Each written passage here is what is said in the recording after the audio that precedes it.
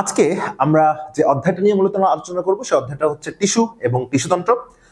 আমরা প্রথমে কিছু টপিক ধরে ধরে শিখবো। তো আমরা প্রথমে সবাই জানি যে টিস্যু আসলে দুই ধরনের হয়। যে টিস্যু নর্মালি বিভাজিত হয় তাকে আমরা বলি ভাজক টিস্যু, এবং যে টিস্যু বিভাজিত হয় না তাকে আমরা বলি কিন্তু স্থায়ী টিস্যু। তো পরীক্ষায় যেভাবে প্রশ্নগুলো আসলে আসে সেই প্রশ্নটা হচ্ছে তোমার আসতে পারে রিটেন বা এমসিকিউ দুইটাতেই। ভাজক টিস্যুর বৈশিষ্ট্য আসতে পারে, ভাজক টিস্যুর বৈশিষ্ট্য আসতে পারে, আবার স্থায়ী টিস্যুর বৈশিষ্ট্য কিন্তু আসতে পারে। হ্যাঁ, স্থায়ী টিস্যুর বৈশিষ্ট্য। আমার কিন্তু যদি এই দুটাকে একটু কম্বাইন করে দেওয়া হয় তাহলে প্রশ্নটা হতে পারে হচ্ছে ভাজক টিস্যু এবং স্থায়ী টিস্যুর মধ্যে যে পার্থক্য রয়েছে। তাহলে আমি যদি লিখি পরের প্রশ্নটা কি হতে পারে, ভাজক টিস্যু এবং স্থায়ী টিস্যুর মধ্যে পার্থক্য। তাহলে ভাজক টিস্যু এবং স্থায়ী টিস্যু এর মধ্যে পার্থক্য, ভাজক টিস্যু এবং স্থায়ী টিস্যুর পার্থক্য। এখন এইখানে যে আমরা তিনটা প্রশ্ন আসলে পরপর সাজালাম, 1 নাম্বার দিলাম হচ্ছে ভাজক টিস্যু, 2 নাম্বার দিলাম ভাজক টিস্যুর বৈশিষ্ট্য, 3 নাম্বার দিলাম স্থায়ী টিস্যুর বৈশিষ্ট্য 2 নাম্বার, এবং 3 নাম্বার দিলাম হচ্ছে ভাজক টিস্যু এবং স্থায়ী টিস্যুর মধ্যে পার্থক্য। একটু খেয়াল করে দেখো যে বুদ্ধিমানদের জন্য কিন্তু ইশারাই যথেষ্ট। বুদ্ধিমানরা যদি টেকনিক্যালি লেখাপড়া করে তাহলে পড়ালেখাটা কিন্তু সহজ হয়ে যায়। যেমন তোমরা যদি ভাজক টিস্যুর বৈশিষ্ট্য পড়ো বা স্থায়ী টিস্যুর বৈশিষ্ট্য পড়ো, এই দুইটা না পড়ে তুমি যদি ভাজক টিস্যু এবং স্থায়ী টিস্যুর মধ্যে পার্থক্য পড়ে ফেলো তাহলে কিন্তু এক প্রশ্নেই তোমার এই তিনটা প্রশ্নের সমাধান হয়ে গেল, তিনটা প্রশ্নই তোমার পড়া হয়ে গেল। তুমি বলবা কিভাবে? আমরা যদি ভাজক টিস্যুর বৈশিষ্ট্য শিখি, স্থায়ী টিস্যুর বৈশিষ্ট্য শিখি, দুইটা না শিখে যদি আমরা দুইটা পার্থক্য শিখে ফেলি তাহলে ভাজক টিস্যুর ঘরে যা যা ছিল এটা ভাজক টিস্যুর বৈশিষ্ট্য, আর স্থায়ী টিস্যুর ঘরে যা যা ছিল এটা স্থায়ী টিস্যুর বৈশিষ্ট্য। সো এক ঢিলে তিন পাখি। আমরা কিন্তু তিনটা, তাহলে এক ঢিলে তিন পাখি। এক ঢিলে কয় পাখি? এক ঢিলে তিন পাখি। তাহলে আমি যদি ভাজক টিস্যু এবং স্থায়ী টিস্যুর মধ্যে পার্থক্য পড়ে ফেলি তাহলে ভাজক টিস্যুর বৈশিষ্ট্য এবং স্থায়ী টিস্যুর বৈশিষ্ট্য কিন্তু বোনাস হয়ে যায়। চলো আমরা পড়ে ফেলি। আমরা ভাজক টিস্যু এবং স্থায়ী টিস্যুর মধ্যে পার্থক্য পড়বো। তো ভাজক টিস্যু এবং স্থায়ী টিস্যুর মধ্যে পার্থক্য পড়তে গেলে আমাকে আগে পার্থক্যের একটা ঘর কাটতে হবে। মনে রাখবা যে কয়টা জিনিসের মধ্যে পার্থক্য বলবে ঘর তার থেকে একটা বেশি দিবা। কেন? কারণ প্রথম ঘরে যেটা জানতে হবে সেটা হচ্ছে পার্থক্যের বিষয় বা তুলনার বিষয়। অনেকে এই জায়গা থেকে কিন্তু আসলে ভুলটা করে ফেলে। সবাই এই পার্থক্যের বিষয়টা বা তুলনার বিষয়টা কিন্তু মনে না রেখে ওরা এইগুলা মুখস্থ করে, মনে থাকবে না। বাট আমি তোমাদেরকে বলবো পড়ার স্টাইল হবে ডিফারেন্ট। যারা ভাজক টিস্যু এবং স্থায়ী টিস্যুর মধ্যে পার্থক্য পড়বে এর থেকে বেশি ইম্পর্টেন্ট ভাজক টিস্যু এবং স্থায়ী টিস্যুর মধ্যে যে পার্থক্য, কোন কোন বিষয়ের উপর পার্থক্য, তুমি যদি বিষয়গুলো মনে রাখতে পারো তুমি এইগুলা এমনিই কিন্তু মনে রাখতে পারবা। হ্যাঁ, তাহলে আমরা একটা ঘরে দিয়ে দিব কি, একটা ঘরে দিয়ে দিব আমরা ভাজক টিস্যু এবং একটা ঘরে দিয়ে দিব আমরা হচ্ছে স্থায়ী টিস্যু, একটা ঘরে দিয়ে দিব আমরা হচ্ছে স্থায়ী টিস্যু। তাহলে একটা ঘরে দিয়ে দিলাম ভাজক টিস্যু এবং একটা ঘরে দিয়ে দিলাম স্থায়ী টিস্যু। এখন দেখো নর্মালি সবাই যেভাবে পড়ায় আমি বললাম আমি একটু উল্টা ভাবে পড়াবো এবং সেটা তোমার জন্য ইফেক্টিভ হবে। উল্টা ভাব কোনটা? সবাই ভাজক টিস্যু এবং স্থায়ী টিস্যুর মধ্যে পার্থক্য পড়বে, বাট আমরা প্রথমে পড়বো কোনটা যেটা কেউ পড়ে না নর্মালি, যেটা হচ্ছে পার্থক্যের বিষয়। কি কি বিষয়ের উপর আমরা পার্থক্য করতে পারি? তাহলে আমরা প্রথম যে বিষয়টার উপর পার্থক্য করতে পারি সেটা হচ্ছে বিভাজন ক্ষমতা। কোনটা দেখো তো আইফোনে? বিভাজন ক্ষমতা। তো যেটা আমি বলতেছিলাম সেটা হচ্ছে যে আমরা প্রথম যে পার্থক্যের বিষয় নিয়ে আলোচনা করবো সেটা হচ্ছে বিভাজন ক্ষমতা। খেয়াল করো, ভাজক বিভাজক, বিভাজক না বললেও তোমরা বলতে পারবা ভাজক বিভাজন, একটা মিল আছে না? ভাজক বিভাজন একটা মিল আছে না? এই মিল থেকে মনে রাখবা ভাজক টিস্যুর কিন্তু বিভাজন ক্ষমতা এটা আছে, আর স্থায়ী টিস্যুর কিন্তু বিভাজন ক্ষমতা নাই। তাহলে প্রথম পার্থক্যের বিষয় আমাদের পড়া হয়ে গেল। প্রথম পার্থক্যের বিষয় কি? ভাজক টিস্যুর বিভাজন ক্ষমতা আছে আর স্থায়ী টিস্যুর বিভাজন ক্ষমতা এটা কিন্তু নাই। 2 নাম্বার যে পার্থক্য নিয়ে আমরা আলোচনা করব সেই পার্থক্যটা হচ্ছে আকার। 2 নাম্বার হচ্ছে কি যে পার্থক্য নিয়ে আলোচনা করব তার নাম হচ্ছে আকার। খেয়াল করো, কার আকার আকৃতির পরিবর্তন হয়? যে বারবার বিভাজিত হয়, যার মধ্যে বারবার বিভাজন ঘটে তার কিন্তু একটা ফিক্সড আকার আকৃতি থাকে না, তার বিভিন্ন সময় বিভিন্ন রকম আকার আকৃতি হয়। বাট স্থায়ী টিস্যু সে যেহেতু বিভাজন বারবার হয় না এই জন্য ওর আকার আকৃতি কিন্তু একটা স্থির থাকে, ফিক্স থাকে, স্থায়ী থাকে। এই জন্য ওর আকার আকৃতি নিয়ে আমাদের পড়া লাগবে না। আসলে যার আকার আকৃতি পরিবর্তন হয় সেটা হচ্ছে ভাজক টিস্যু, কারণ বারবার বিভাজিত হয়। তাহলে ভাজক টিস্যুর আকার আকৃতির পরিবর্তন মনে রাখার টেকনিক হচ্ছে আদিপশ। কি পশ? আদিপশ। এই আদির আদি হচ্ছে দেখো আয়তাকার। আ দিয়ে কি আকার? আয়তাকার। ডি দিয়ে কি আকার? ডিম্বাকার। ডি দিয়ে কি আকার?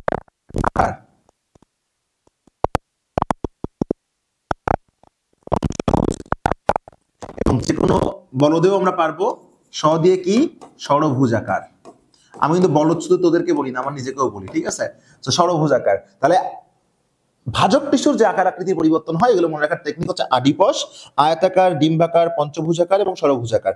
আয়তাকার, ডিম্বাকার, পঞ্চভুজাকার এবং ষড়ভুজাকার। আমি আবারও বলতেছি, আয়তাকার, ডিম্বাকার, আয়তাকার, ডিম্বাকার, পঞ্চভুজাকার এবং ষড়ভুজাকার। ক্লিয়ার?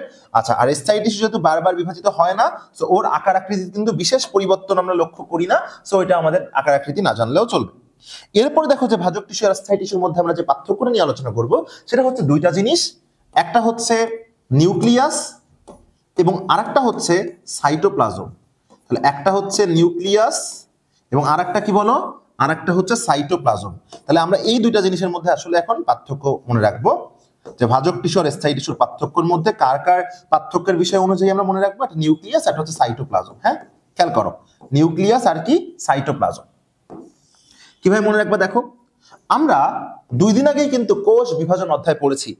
আর এই কোষ বিভাজন অধ্যায় থেকে আমরা জানি যে কোষ বিভাজন মানে আসলে দুইটা জিনিসেরই বিভাজন, একটা নিউক্লিয়াসের বিভাজন এবং আরেকটা হচ্ছে সাইটোপ্লাজমের বিভাজন। একটাকে আমরা বলছি ক্যারিওকাইনেসিস এবং আরেকটাকে আমরা বলছিলাম সাইটোকাইনেসিস। তো বুঝতেই পারতেছো, যার বিভাজন ক্ষমতা আছে তার এই দুইটা জিনিস পজিটিভ হতে হবে, ওর পক্ষে যেতে হবে। কেন? কারণ নিউক্লিয়াসের আর সাইটোপ্লাজমের বিভাজন মানেই তো কোষ বিভাজন, আর কোষ বিভাজন হয় মানেই তো সে ভাজক টিস্যু, তাই না বলো? তাহলে বলতো নিউক্লিয়াস 2 রকম হয়, একটা হয় আকারে বড়, একটা হয় ছোট। অবশ্যই ভাজক টিস্যুর নিউক্লিয়াস হবে আকারে বড়, কারণ ক্যারিওকাইনেসিস মানে নিউক্লিয়াসের বিভাজন, সেটা অবশ্যই বড় হলে ভাজক টিস্যুর জন্য বিভাজিত হতে সহজ হবে। এবং যেটা বিভাজিত হয় না ওর নিউক্লিয়াস কিন্তু অপেক্ষাকৃত ছোট। অন্যদিকে সাইটোপ্লাজমের ক্ষেত্রে বড় ছোট হয় না, ঘন আর অপেক্ষাকৃত কম ঘন হয়। তাহলে অবশ্যই জানো কোষ বিভাজনের সাথে সাইটোপ্লাজম সাইটোকাইনেসিস রিলেটেড। তাহলে অবশ্যই ঘন কার হবে? ভাজক টিস্যুর সাইটোপ্লাজম হবে ঘন, আর স্থায়ী টিস্যুর সাইটোপ্লাজম হবে অপেক্ষাকৃত কম ঘন। এবং স্থায়ী টিস্যুর সাইটোপ্লাজম হবে অপেক্ষাকৃত কম ঘন। অপেক্ষাকৃত কম ঘন। ক্লিয়ার? তাহলে আমরা সহজে পড়ে ফেললাম, নিউক্লিয়াসের সাইটোপ্লাজম দুইটাই পক্ষে যাবে কার কার? দুইটাই পক্ষে যাবে ভাজক টিস্যুর। তাহলে নিউক্লিয়াস কার বড়? নিউক্লিয়াস বড় হচ্ছে ভাজক টিস্যুর। নিউক্লিয়াস কার ছোট? স্থায়ী টিস্যুর। নিউক্লিয়াস সাইটোপ্লাজম কার ঘন? ভাজক টিস্যুর। সাইটোপ্লাজম কার? অপেক্ষাকৃত কম ঘন? স্থায়ী টিস্যুর। ওকে, সো নিউক্লিয়াস এবং সাইটোপ্লাজম পড়ার পরে আমরা এখন যে পার্থক্যগুলো নিয়ে আলোচনা করব সেই পার্থক্যগুলো হচ্ছে কি কি আমি খেয়াল করো একবারে। অনেকগুলো পার্থক্য নিয়ে আলোচনা করব। 5 নম্বরে আমরা আসি। 5 নম্বর হচ্ছে কোষ গহ্বর। এই 5 নম্বর কি বলো? কোষ গহ্বর। ক্লিয়ার? কোষ গহ্বর। এখন খেয়াল করো, কোষ গহ্বর যাদের আছে তার মানে কি ভিতরে ফাঁকা জায়গা আছে। আর এই যে দুইটা কোষের মধ্যে যে ফাঁকা জায়গা এটাকে আমরা বলি হচ্ছে আন্তঃকোষীয় ফাঁক। আন্তঃকোষীয় ফাঁক, এই ফাঁক কিন্তু পজিটিভ ফাঁক। হ্যাঁ, ফাঁক ফুকর। তোমরা আবার এই বর্তমান যুগে যে নেগেটিভ কথাবার্তা চিন্তা করো, নেগেটিভ কথাবার্তা চিন্তা করার কোনো কারণই নাই। এই ফাঁক সেই ফাঁক না, এই ফাঁক হচ্ছে আন্তঃকোষীয় ফাঁক, মানে দুইটা কোষের মধ্যে যে ফাঁকা জায়গা। ক্লিয়ার? আচ্ছা, আন্তঃকোষীয়। এখন খেয়াল করো তো, এই যে কোষ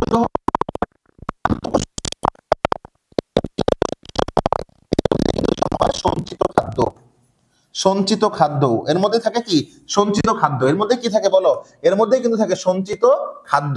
এমনকি এই যে কোষ গহ্বর বা আন্তঃকোষীয় ফাঁক বা যা যা বলি, এই ফাঁকা জায়গা থাকলেই কিন্তু ওই জায়গা থেকে কোনো জিনিস নিঃসৃত হতে পারে, তাহলে হচ্ছে নিঃসৃত পদার্থ। আর আবার আমরা আরেকটা পয়েন্ট মনে রাখবো, সেটা হচ্ছে বর্জ্য পদার্থ। এই পয়েন্টগুলো আমরা একবারে দিলাম কারণ এগুলো রিলেটেড। কেন রিলেটেড তোমরা বুঝতেই পারবা। বর্জ্য পদার্থ। ক্লিয়ার? তাহলে আমরা আসলে কার কার মধ্যে পার্থক্য পড়তেছিলাম?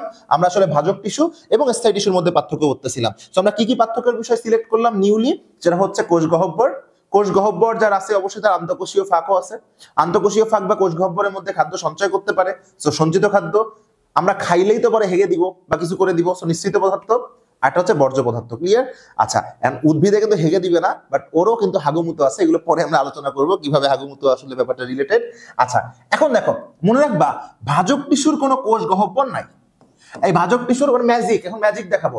ভাজক টিস্যুর কোনো কোষ গহ্বর নাই, তাহলে বুদ্ধি করে বলো তো, যার কোষ গহ্বরই নাই তার কি আন্তঃকোষীয় ফাঁক থাকবে? থাকবে না। যার আন্তঃকোষীয় ফাঁকই নাই তার ওই ফাঁকের মধ্যে কি কোনো খাদ্য সঞ্চয় করা যাবে? সঞ্চয় করবে না। যার কোনো সঞ্চিত খাদ্যই নাই সে কি কোনো কিছু নিঃসৃত করতে পারবে? পারবে না। যার কোনো সঞ্চিত খাদ্যই নাই সে কি বর্জ্য পদার্থ মনে রাখবে হাগুমুতু করতে পারবে? পারবে না। তো ভাজক টিস্যুর ক্ষেত্রে এই সবগুলোই হচ্ছে ক্রস, তাহলে স্থায়ী টিস্যুর ক্ষেত্রে এই সবগুলাই হচ্ছে কিন্তু অবশ্যই পজিটিভ। আর পরীক্ষায় তোমরা কিন্তু এরকম ক্রস আর পজিটিভ দিবা না, পরীক্ষায় তোমরা কিন্তু লিখে দিবা এর সন্তুষ্টি আছে। ফাঁকিবাজ ওরে শয়তান।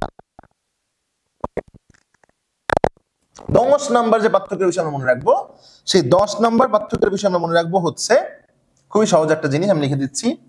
10 নাম্বার পার্থক্যের বিষয় আমরা মনে রাখবো কি? 10 নাম্বার পার্থক্যে আমরা মনে রাখবো কোষ প্রাচীরে নকশা।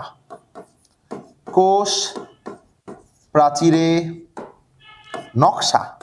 একদম চিন্তা করে দেখো তো, ধরো আমি যদি আজকে এই জায়গায় থাকি, কালকে আমি আরেক জায়গায় তাপুটাঙ্গায় থাকি, তারপরের দিন আমি কক্সবাজার থাকি, তারপর দিন আমি সেন্ট মার্টিন থাকি, তারপর দিন আমি বিভিন্ন জায়গায় থাকি, আমার কাজই ধরো ভ্রমণ করে বেড়ানো।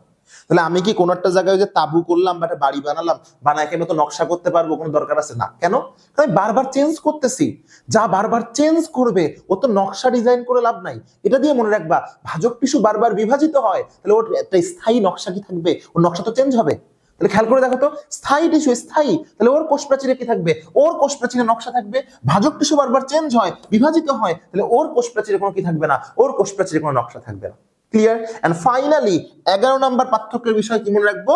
11 নাম্বার পার্থক্যের বিষয় হচ্ছে বিভাজন ক্ষমতা। বিভাজন ক্ষমতা, এটা কিন্তু আমরা যে কেউ পারবো, এটা আমরা যে কেউ পারবো, এটা আমরা যে কেউ পারবো। বিভাজন ক্ষমতা আমরা দিয়েছি না? আমরা বিভাজন ক্ষমতাটা আগে একবার দিছি। সো আমরা 11 নাম্বার দেই হচ্ছে বিপাকীয় হার। আমরা নতুন একটা দেই, সেটা হচ্ছে কি, যেহেতু বিভাজন ক্ষমতা আগে একবার দিয়েছি, বিপাকীয় হার। বিপাকীয় হার। তো সবাই মনে রাখবা, এই বিপাকীয় হার বিভাজন ক্ষমতার সাথে রিলেটেড। কেমন মনে রাখবো এটা? দেখো, বি তে বিপাকীয় হার, বি তে বিভাজন ক্ষমতা। তাহলে যার বিভাজন ক্ষমতা বেশি, বিপাকীয় হার বেশি। বিপাকীয় হার বেশি।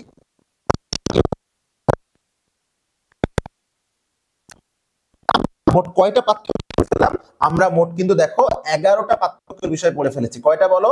11টা। আমি যদি ছোট করে দেখাই তাহলে হয়তো ক্লিয়ার তোমরা দেখতে পারবা না, তাও যেহেতু আমি একবার পড়িয়েছি তোমরা সহজে বুঝতে পারবা। খেয়াল করো, বিভাজন ক্ষমতা ভাজক টিস্যু অবশ্যই আছে, স্থায়ী টিস্যু নাই।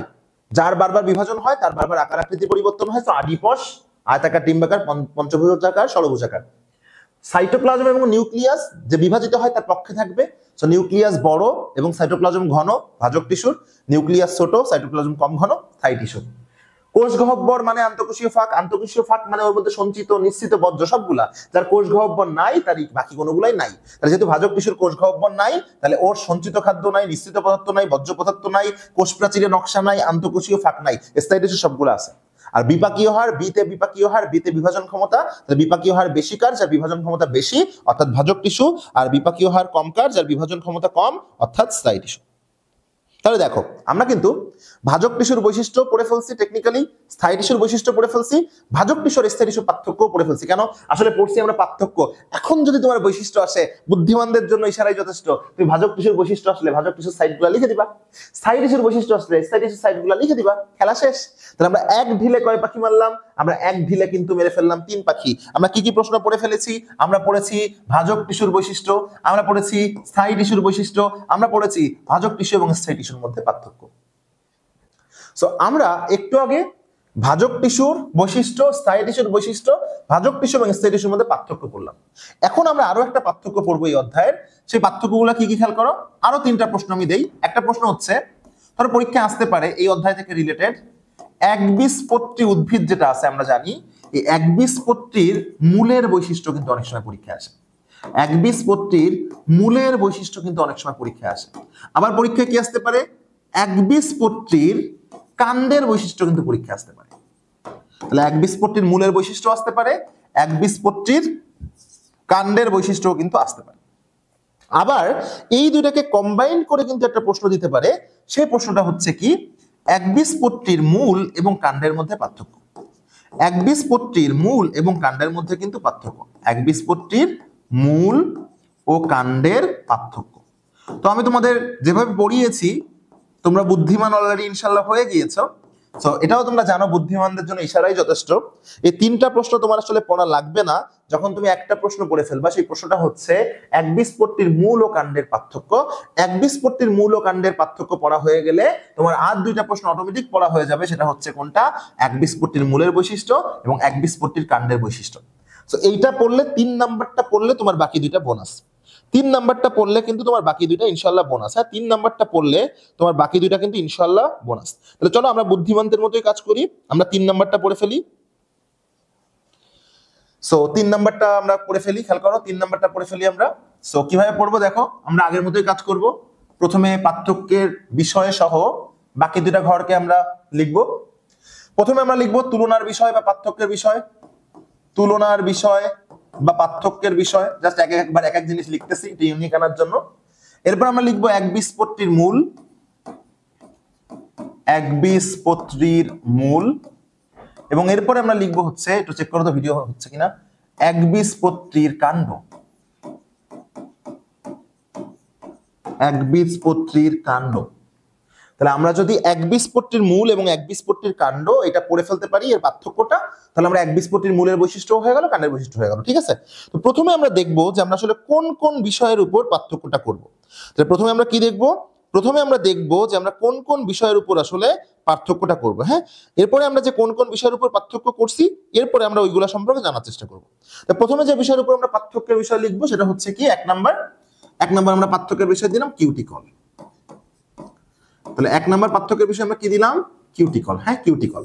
ওকে, 2 নাম্বার পার্থক্যের বিষয় ধরে আমি দিলাম হচ্ছে, 2 নাম্বার পার্থক্যের বিষয় ধরে আমি দিলাম মজ্জা। মজ্জা কি দিলাম বলো, মজ্জা। তাহলে 1 নাম্বার পার্থক্যের বিষয় কি দিলাম, 1 নাম্বার পার্থক্যের বিষয় দিলাম আমি কিউটিকল, এবং 2 নাম্বার পার্থক্যের বিষয় আমি কি দিলাম, 2 নাম্বার পার্থক্যের বিষয় আমি দিলাম হচ্ছে মজ্জা। 3 নাম্বার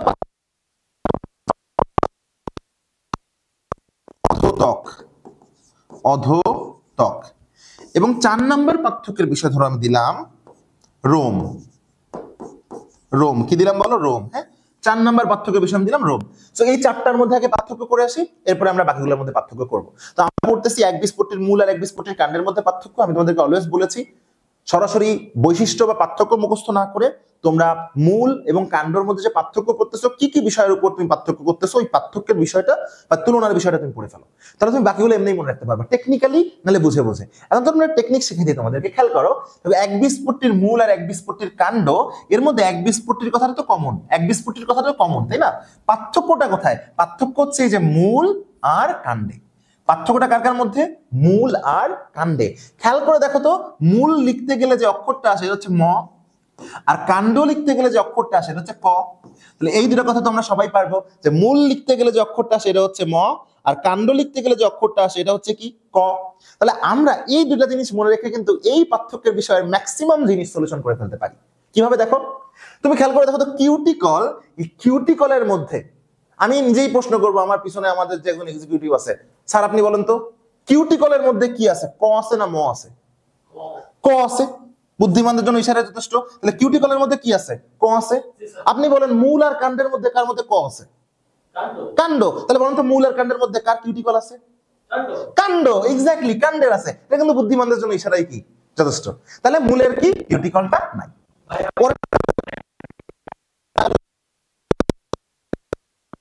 মজ্জার কি আছে, মজ্জার মধ্যে ম আছে। মূল আর কাণ্ডের মধ্যে কার ম আছে? তাহলে এটা কার থাকবে, মূলের। কার থাকবে না, কাণ্ডের। খেলা শেষ। স্যার আপনিই বলেন পরেরটা, অধোতক এর মধ্যে কি আছে, ম না ক? ক আছে।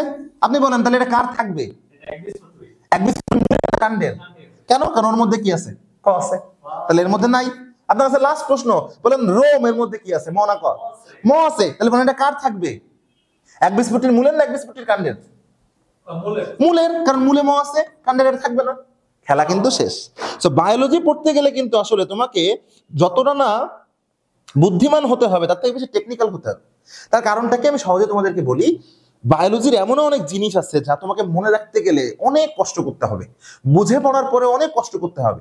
বাট তুমি একটা জিনিস চিন্তা করে দেখো তো, টেকনিক্যালি যদি তুমি পড়ো, অবশ্যই বুঝে বুঝে টেকনিক্যালি যদি তুমি পড়ো, তোমাকে কেউ হারাতে পারবে না। কেন, যে বুঝে পড়বে তারও একটা টাইম লাগবে, যে টেকনিক্যালি পড়বে তারও কিন্তু একটা টাইম লাগবে, বাট যে বুঝে টেকনিক্যালি পড়বে তার টাইম অনেক কম লাগবে। যা রিভাইজ করতে 1 ঘন্টা লাগতো, তোমার রিভাইজ করতে হয়তো দেখো মাত্র 5 সেকেন্ড লাগবে, 7 সেকেন্ড লাগবে। বলতে পারো ভাই চাপাবাজির কি দরকার, সেকেন্ডে কিভাবে পারবো? আমি একটু পরে তোমাকে বলে দিচ্ছি, 5-7 সেকেন্ড তো আমি বেশি বলছি রে বাবা। যে ভালো পারবে, টেকনিক্যাল বেশি হবে, তার আরো কম সেকেন্ড লাগবে। কারো 1 ঘন্টায়, কারো 5-6 সেকেন্ডে। আর কথা মনে রাখবা, জীবনে কিছু সময় কিন্তু কম সময় পারলে সেটাই ভালো। সবসময় যে বেশি সময় নিয়ে খেলতে হবে আমাদেরকে, জানতে হবে আমাদেরকে, ব্যাপারটা এরকম না। এই ক্ষেত্রে যত কম সময় তুমি মনে রাখতে পারবো তত তুমি সফল।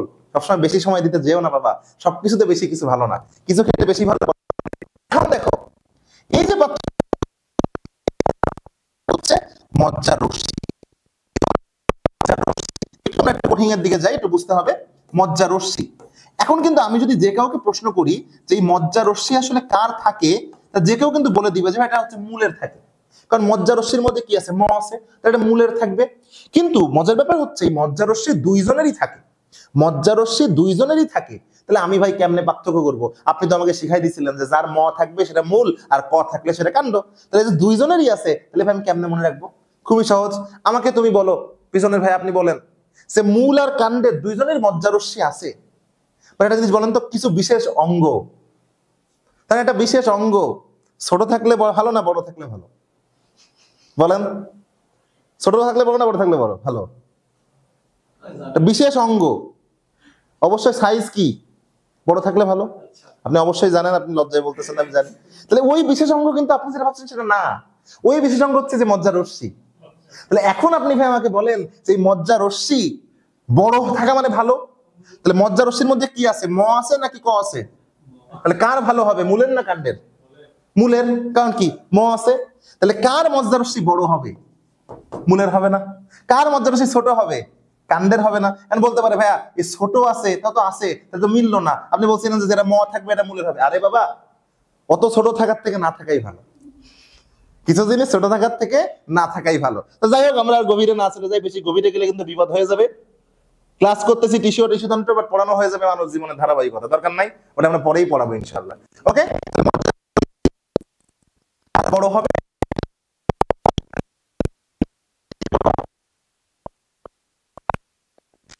নেক্সট যে পার্থক্যের বিষয় আমরা পড়বো, সেই পার্থক্যের বিষয়টা হচ্ছে ভাস্কুলার বান্ডল।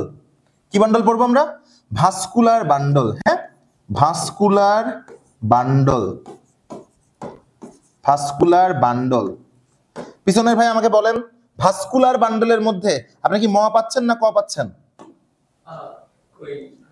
উপরে নিচে মিলাই বলেন, ম না ক? ভাস্কুলার, ভাস্কুলার বান্ডল, ম না ক? এই দেখেন ভাস্কু, ম না ক? এটা এটা ক না? তাহলে হ্যাঁ, ছোট করে লিখছি বলে খেয়াল করেন নাই, সমস্যা নেই। আপনার আবার চোখে এবার ছোট হলে তো খেয়াল করার দরকার নেই, বড় হতে হবে। তাহলে ভাস্কুলারের মধ্যে কি ম আছে না ক আছে? ভাস্কুলার বান্ডল দুই ধরনের হয়, আমি অপশন দিচ্ছি। একটা হচ্ছে সংযুক্ত ভাস্কুলার বান্ডল হয়, এই ক্ষেত্রে আর কি পার্থক্যের মধ্যে আরো অনেক ধরনের ভাস্কুলার বান্ডল হয়। আর একটা হচ্ছে অরিও ভাস্কুলার বান্ডল হয়। তাহলে আপনি আমাকে বলেন সংযুক্ত আর অরিও কার মধ্যে ক আছে? সংযুক্তর মধ্যে ক আছে। তাহলে কাণ্ড না মূল কার মধ্যে ক আছে? কাণ্ড। তাহলে কাণ্ডের ভাস্কুলার বান্ডল কেমন, সংযুক্ত না অরিও? এই তো বুদ্ধিমানদের জন্য কি যথেষ্ট, ইশারাই যথেষ্ট। তাহলে এর হবে সংযুক্ত আর এর হবে অরিও। আপনি যে কোনো সময় আমি না আসলে বায়োলজি পড়াই দিবেন, যে কোনো সময় আপনি, আমি যদি না আসি আপনি বায়োলজি কিন্তু পড়াই দিবেন, ঠিক আছে? এন্ড ফার্স্ট এন্ড লাস্ট আমরা যেটা পড়বো 7 নাম্বার, সেটা হচ্ছে জাইলেমের বৃদ্ধি। জাইলেমের বৃদ্ধি, জাইলেমের বৃদ্ধি। এখন জাইলেমের বৃদ্ধি দুই ধরনের হয়, এর একটা খেলা ঘোরা যাবে লাস্টে দিছে এই কারণে। এটা হচ্ছে এক্সার্ক, এটা হচ্ছে এন্ডার্ক। এক্সার্ক মানে ভেতরে, এক্সো মানে বাইরে, এক্সিট দেখছি না আমরা, বাইরে চলে যা, এক্সিট। তাহলে এন্ডো মানে ভিতরে। তাহলে আপনি চিন্তা করে দেখেন তো, আমি যদি বাইরে দিয়ে ঢোকার চেষ্টা করি, তাহলে এই যে একবীজপত্রীর মূল আর একবীজপত্রীর কাণ্ড, এর মধ্যে কোনটা অপেক্ষাকৃত বাইরের দিকে আছে? আমি ধরলাম এই সাইডটা নাই, তাহলে বাইরের দিকে কোনটা আছে, মূল না কাণ্ড? মূল। তাহলে মূলের ক্ষেত্রে আমরা কি বলবো, এক্সার্ক। আর কাণ্ডের ক্ষেত্রে আমরা কি বলবো, এন্ডার্ক। বুদ্ধিমানদের জন্য কি যথেষ্ট, ইশারাই যথেষ্ট। এখন দেখেন, খেয়াল করে দেখেন, এই পুরো পার্থক্যের বিষয়ে আমি বলছিলাম পড়তে আপনার মাত্র লাগবে 5-6 সেকেন্ড। কেমনে 5-6 সেকেন্ড লাগবে? যে পারবে তার জন্য 5-6 সেকেন্ডই লাগবে। খেয়াল করেন, কিউটিকল ক আছে কাণ্ডের থাকবে, অধতক ক আছে কাণ্ডের থাকবে, মজ্জা ম আছে মূলের, রোম ম আছে মূলের। মজ্জা রশ্মি দুইজনেরই আছে, বাট পজিটিভ হবে মতে মূলের, সো ওর বড় ওর ছোট। ভাস্কুলার বান্ডল ক, তাহলে সংযুক্ত হবে কাণ্ডের, আর অরিও হবে মূলের। জাইলেম প্রথমটা এক্সাক্ট, পরটা এন্ডার্ক। তাহলে এই জিনিসটা আমি বারবার বলে দিলাম, আমি যখন রিভাইজ করব, আমি তো চিন্তা করব কি, আমি চিন্তা করব অধতক ক কাণ্ড, মজ্জা ম মূল, রোম ম মূল, কিউটিকল ক কাণ্ড, মজ্জা রশ্মি মূলের বড় ওর ছোট, এক্সারকেন্ডার্ক, অরিও সংযুক্ত। এই জিনিস যত তাড়াতাড়ি আপনি প্র্যাকটিস করবেন, খেয়াল করে দেখবেন আপনার আসলে অত সময় লাগে না, কয়েক সেকেন্ডের মধ্যে আপনি পুরো চার্টটা পেয়ে যাবেন। বাট অনেকে আছে মুখস্থ করে কি হবে, এর vascular bundle Oreo Oreo Oreo Oreo, সংযুক্ত সংযুক্ত সংযুক্ত সংযুক্ত সংযুক্ত, একবীজপত্রীর মূলের অরিও থাকে অরিও থাকে অরিও থাকে, এভাবে মুখস্থ করলো। গাছের পাতা সবুজ, গাছের পাতা সবুজ, গাছের পাতা সবুজ, গাছের পাতা সবুজ, গাছের পাতা সবুজ, এভাবে করে কিন্তু আপনার পড়া লাগবে। এভাবে কিন্তু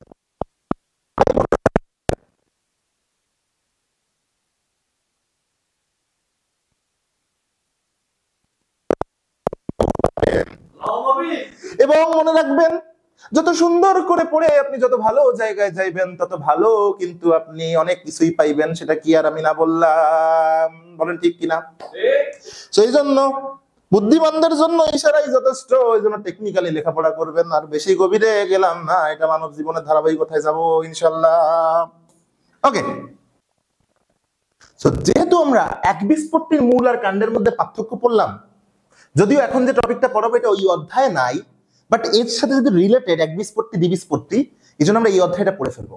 সো এখন আমরা যে পার্থক্যের বিষয়টা বা যে টপিকগুলো পড়বো তার প্রথম প্রশ্নটা হচ্ছে একবীজপত্রী উদ্ভিদের বৈশিষ্ট্য। আমি আবারও বলে দিচ্ছি, এটা কিন্তু এই অধ্যায়ের না, সপ্তম অধ্যায়ের, কিন্তু যেহেতু এই অধ্যায়ে আমরা বারবার একবীজপত্রী দ্বিবীজপত্রীর কথা বারবার বলতেছি, জন্য এখানেই পড়ে ফেলবো, তাহলে তোমাদের জন্য সহজ হবে। এটা হচ্ছে একবীজপত্রীর বৈশিষ্ট্য। সেকেন্ড প্রশ্নটা হচ্ছে দ্বিবীজপত্রীর বৈশিষ্ট্য। কার বৈশিষ্ট্য? দ্বিবীজপত্রীর বৈশিষ্ট্য। হ্যাঁ, দ্বিবীজপত্রীর বৈশিষ্ট্য। এবং 3 নাম্বারটা বুঝতেই পারতেছো, বুদ্ধিমানদের জন্য ইশারাই যথেষ্ট, একবীজপত্রী ও দ্বিবীজপত্রীর মধ্যে পার্থক্য। একবীজপত্রী এবং দ্বিবীজপত্রীর মধ্যে পার্থক্য তোমরা ভালোভাবেই জানো। যদি আমরা পার্থক্যটা পড়ে ফেলতে পারি তাহলে প্রথম 2টা প্রশ্ন আমরা বোনাস পাবো। যদি আমরা পার্থক্যটা পড়ে ফেলতে পারি তাহলে প্রথম 2টা প্রশ্ন কিন্তু আমরা বোনাস পাবো। যদি পার্থক্যটা পড়ে ফেলতে পারি তাহলে প্রথম 2টা প্রশ্ন কিন্তু আমরা কি পাবো? বোনাস পাবো। তাহলে চলো আমরা একবীজপত্রী এবং দ্বিবীজপত্রী উদ্ভিদের মধ্যে পার্থক্য পড়ে আসি। আমরা একবীজপত্রী এবং দ্বিবীজপত্রী উদ্ভিদের মধ্যে পার্থক্য পড়ে আসি। প্রথমে আমরা একটা ঘর কেটে নিলাম। প্রথম ঘরে দিলাম কি? পার্থক্যের বিষয়। প্রথম ঘরে দিলাম কি? পার্থক্যের বিষয়।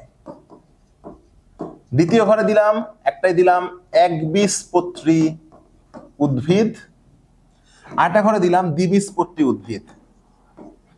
একবীজপত্রী উদ্ভিদ আর দ্বিবীজপত্রী উদ্ভিদ। তাহলে আমরা এখন কি করব? একবীজপত্রী এবং যে দ্বিবীজপত্রী এর মধ্যে পার্থক্য পড়ে ফেলবো।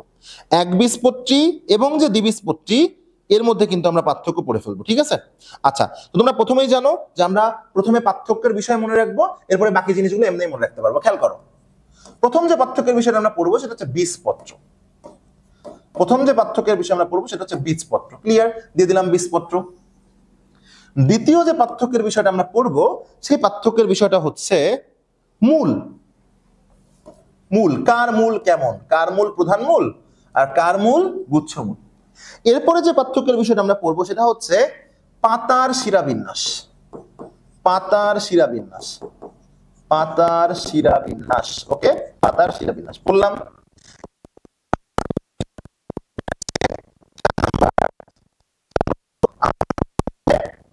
আপনার পাতা শিরাবিন্যাস পড়ছি। 4 নাম্বারটা পড়বো কি? পুষ্পে পুষ্পপত্রের সংখ্যা। পুষ্পে পুষ্পপত্রের সংখ্যা। পুষ্পে পুষ্পপত্রের সংখ্যা। আচ্ছা, এরপরে যে বাকি 2টা আছে একটু পরে বলি, আগে এগুলো পড়ে আসি। তাহলে আমরা আসলে একবীজপত্রী উদ্ভিদ এবং দ্বিবীজপত্রী উদ্ভিদের মধ্যে বেসিক পার্থক্যটা পড়তেছি। তাহলে খেয়াল করে দেখেন, একবীজপত্রী উদ্ভিদ, একবীজপত্রী উদ্ভিদ, তাহলে তার বীজপত্র কয়টা? তার বীজপত্র অবশ্যই একটা। দ্বিবীজপত্রী উদ্ভিদ, তার বীজপত্র কয়টা? তার বীজপত্র 2টা। তাহলে একবীজপত্রী উদ্ভিদের বীজপত্র কয়টা? একটা। আর দ্বিবীজপত্রী উদ্ভিদের বীজপত্র কয়টা? 2টা। এখন বাকি যে জিনিসগুলো আছে এটা মনে রাখতে গেলে আপনাকে টেকনিক মনে রাখতে হবে। টেকনিকটা কি? খেয়াল করেন, মূল, মূল 2 ধরনের হয়। কারোর মূল হয় প্রধান মূল, কারোর মূল হয় গুচ্ছ মূল। আপনি চিন্তা করে দেখেন, ধরেন কেউ 1 আসনে জিতলো আর কেউ 2 আসনে জিতলো। কেউ 1 আসনে জিতলো আর কেউ 2 আসনে জিতলো, তাহলে প্রধানমন্ত্রী হবে কোত্থেকে? কেউ 1 আসনে জিতলো আর কেউ 2 আসনে জিতলো, তাহলে প্রধানমন্ত্রী হবে কোত্থেকে? যে 2 আসনে জিতছে সে। তাহলে খেয়াল করে দেখেন তো, দ্বিবীজপত্রী সংখ্যায় বেশি, তাহলে ওর মূল গুচ্ছ মূল নাকি প্রধান মূল? অবশ্যই প্রধান মূল। এর সংখ্যায় কম, তাহলে কি আকারে অবস্থান করবে? গুচ্ছ আকারে। তাহলে এর মূল হচ্ছে গুচ্ছমূল। তাহলে কিভাবে মনে রাখছি? একবীজপত্রী এবং দ্বিবীজপত্রী উদ্ভিদের মধ্যে, একবীজপত্রী এবং দ্বিবীজপত্রী উদ্ভিদের মধ্যে যার সংখ্যায় বেশি সে ক্ষমতায় আসবে, সে প্রধানমন্ত্রী। তাহলে ওর মূল কি? প্রধান মূল। এর মূল কি? গুচ্ছমূল। পাতার শিলাবিন্যাস দুই ধরনের হয়। খেয়াল করে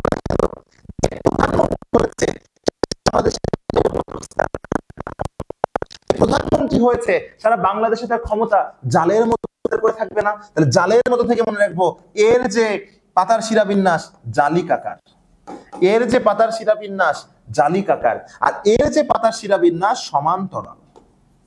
এর যে পাতার শিরাবিন্যাস এটা কেমন?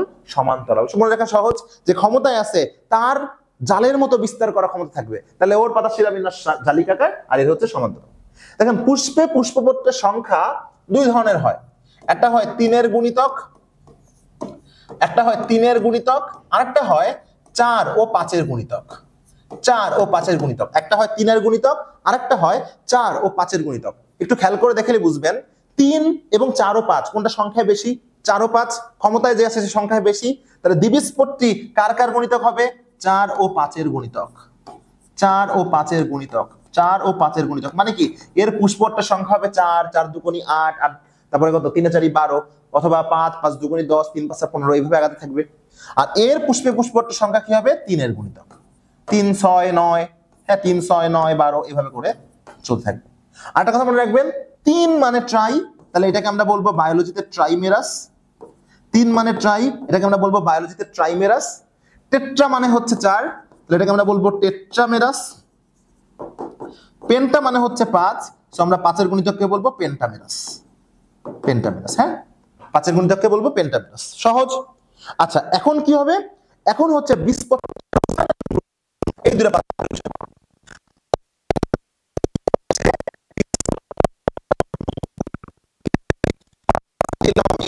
বীজপত্রের অবস্থান, বীজপত্রের অবস্থান, বীজপত্রের অবস্থান। এবং পরেরটা কি লিখবো? পরেরটা লিখবো হচ্ছে ভ্রূণমুকুল। তাহলে বীজপত্রের অবস্থান, পরেরটা লিখবো কি? ভ্রূণমুকুল। আপনারা খেয়াল করে দেখেন তো অবস্থান, আপনারা খেয়াল করে দেখেন অবস্থান, কার অবস্থান হবে জনগণের পাশে যে ক্ষমতায় আছে সে? যদিও বাংলাদেশে অনেক কিছু মেনে চলি না আমরা, তারপরেও তো অরিজিনালটা শিখতে হবে। তাহলে কার অবস্থান হবে, কার অবস্থান হবে জনগণের পাশে? অবশ্যই যে ক্ষমতায় আছে অর্থাৎ দ্বিবীজপত্রী। তাহলে এর অবস্থান হচ্ছে পার্শ্বীয়। আর এরা কেমন থাকবে? শীর্ষক, মানে ওরা একাই সব, এক নায়কতন্ত্র। ক্লিয়ার? তাহলে জনগণের পাশে অবস্থান কার হবে? যে ক্ষমতায় আছে, অর্থাৎ গণতান্ত্রিক দেশে যে ক্ষমতায় আছে তার অবস্থান হবে পার্শ্বীয়। তাহলে বলেন, খেয়াল করেন একবীজপত্রী আর দ্বিবীজপত্রীর ক্ষেত্রে কার বীজপত্রের অবস্থান হবে? পার্শ্বীয়। যার ক্ষমতায় আছে সে পাশে থাকবে। আর কে এককভাবে থাকবে শীর্ষ? সেটা হচ্ছে আপনার একবীজপত্রী। এখন দেখেন ভ্রূণমুকুল কি, এটা বোঝার কোনো দরকার নাই, খালি উল্টাই দিবেন। তাহলে এর ক্ষেত্রে দেখেন পার্শ্বীয় ছিল হচ্ছে একবীজপত্রীর ক্ষেত্রে, সরি পার্শ্বীয় ছিল দ্বিবীজপত্রীর ক্ষেত্রে, আর এখানে চলে আসবে পার্শ্বীয় একবীজপত্রীর ক্ষেত্রে। তাহলে শীর্ষক চলে যাবে দ্বিবীজপত্রীর ক্ষেত্রে। খালি প্রথমটা উল্টাই দিবেন, শেষ। তাহলে আমার পুরো পার্থক্যের বিষয় পড়া শেষ। বীজপত্র একটিকার একবীজপত্রীর, বীজপত্র দুইটিকার দ্বিবীজপত্রীর। প্রধান মূল এবং গুচ্ছমূলের মধ্যে সেই কিন্তু ক্ষমতায় থাকবে, যে ক্ষমতায় থাকবে কে? যার সংখ্যা বেশি হবে। তাহলে প্রধান মূলকে, প্রধান মূল কার বৈশিষ্ট্য? দ্বিবীজপত্রীর বৈশিষ্ট্য। গুচ্ছমূল কার বৈশিষ্ট্য? একবীজপত্রীর বৈশিষ্ট্য। পাতার শিরাবিন্যাসের ক্ষেত্রে যে জালের মতো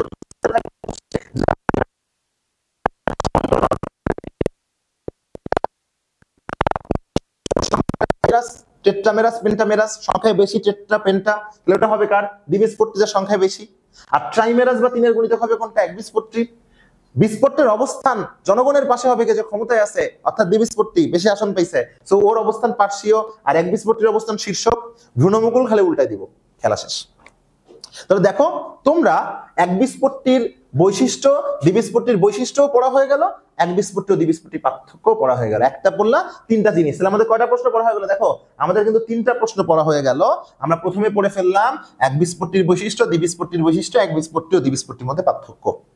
তো আমরা আজকে প্রথমে যে টপিকটা নিয়ে আলোচনা করবো সেই টপিকটা হচ্ছে ভাজক টিস্যুর প্রকারভেদ। হ্যাঁ, তো আগের দিন আমরা ভাজক টিস্যু এবং স্থায়ী টিস্যু সম্পর্কে শিখেছিলাম। তো আজকে আমরা পড়বো হচ্ছে কি ভাজক টিস্যুর প্রকারভেদ। ভাজক টিস্যুর প্রকারভেদ। তো ভাজক টিস্যুর প্রকারভেদ থেকে কিন্তু এমসিকিউ তে প্রায় প্রশ্ন চলে আসে।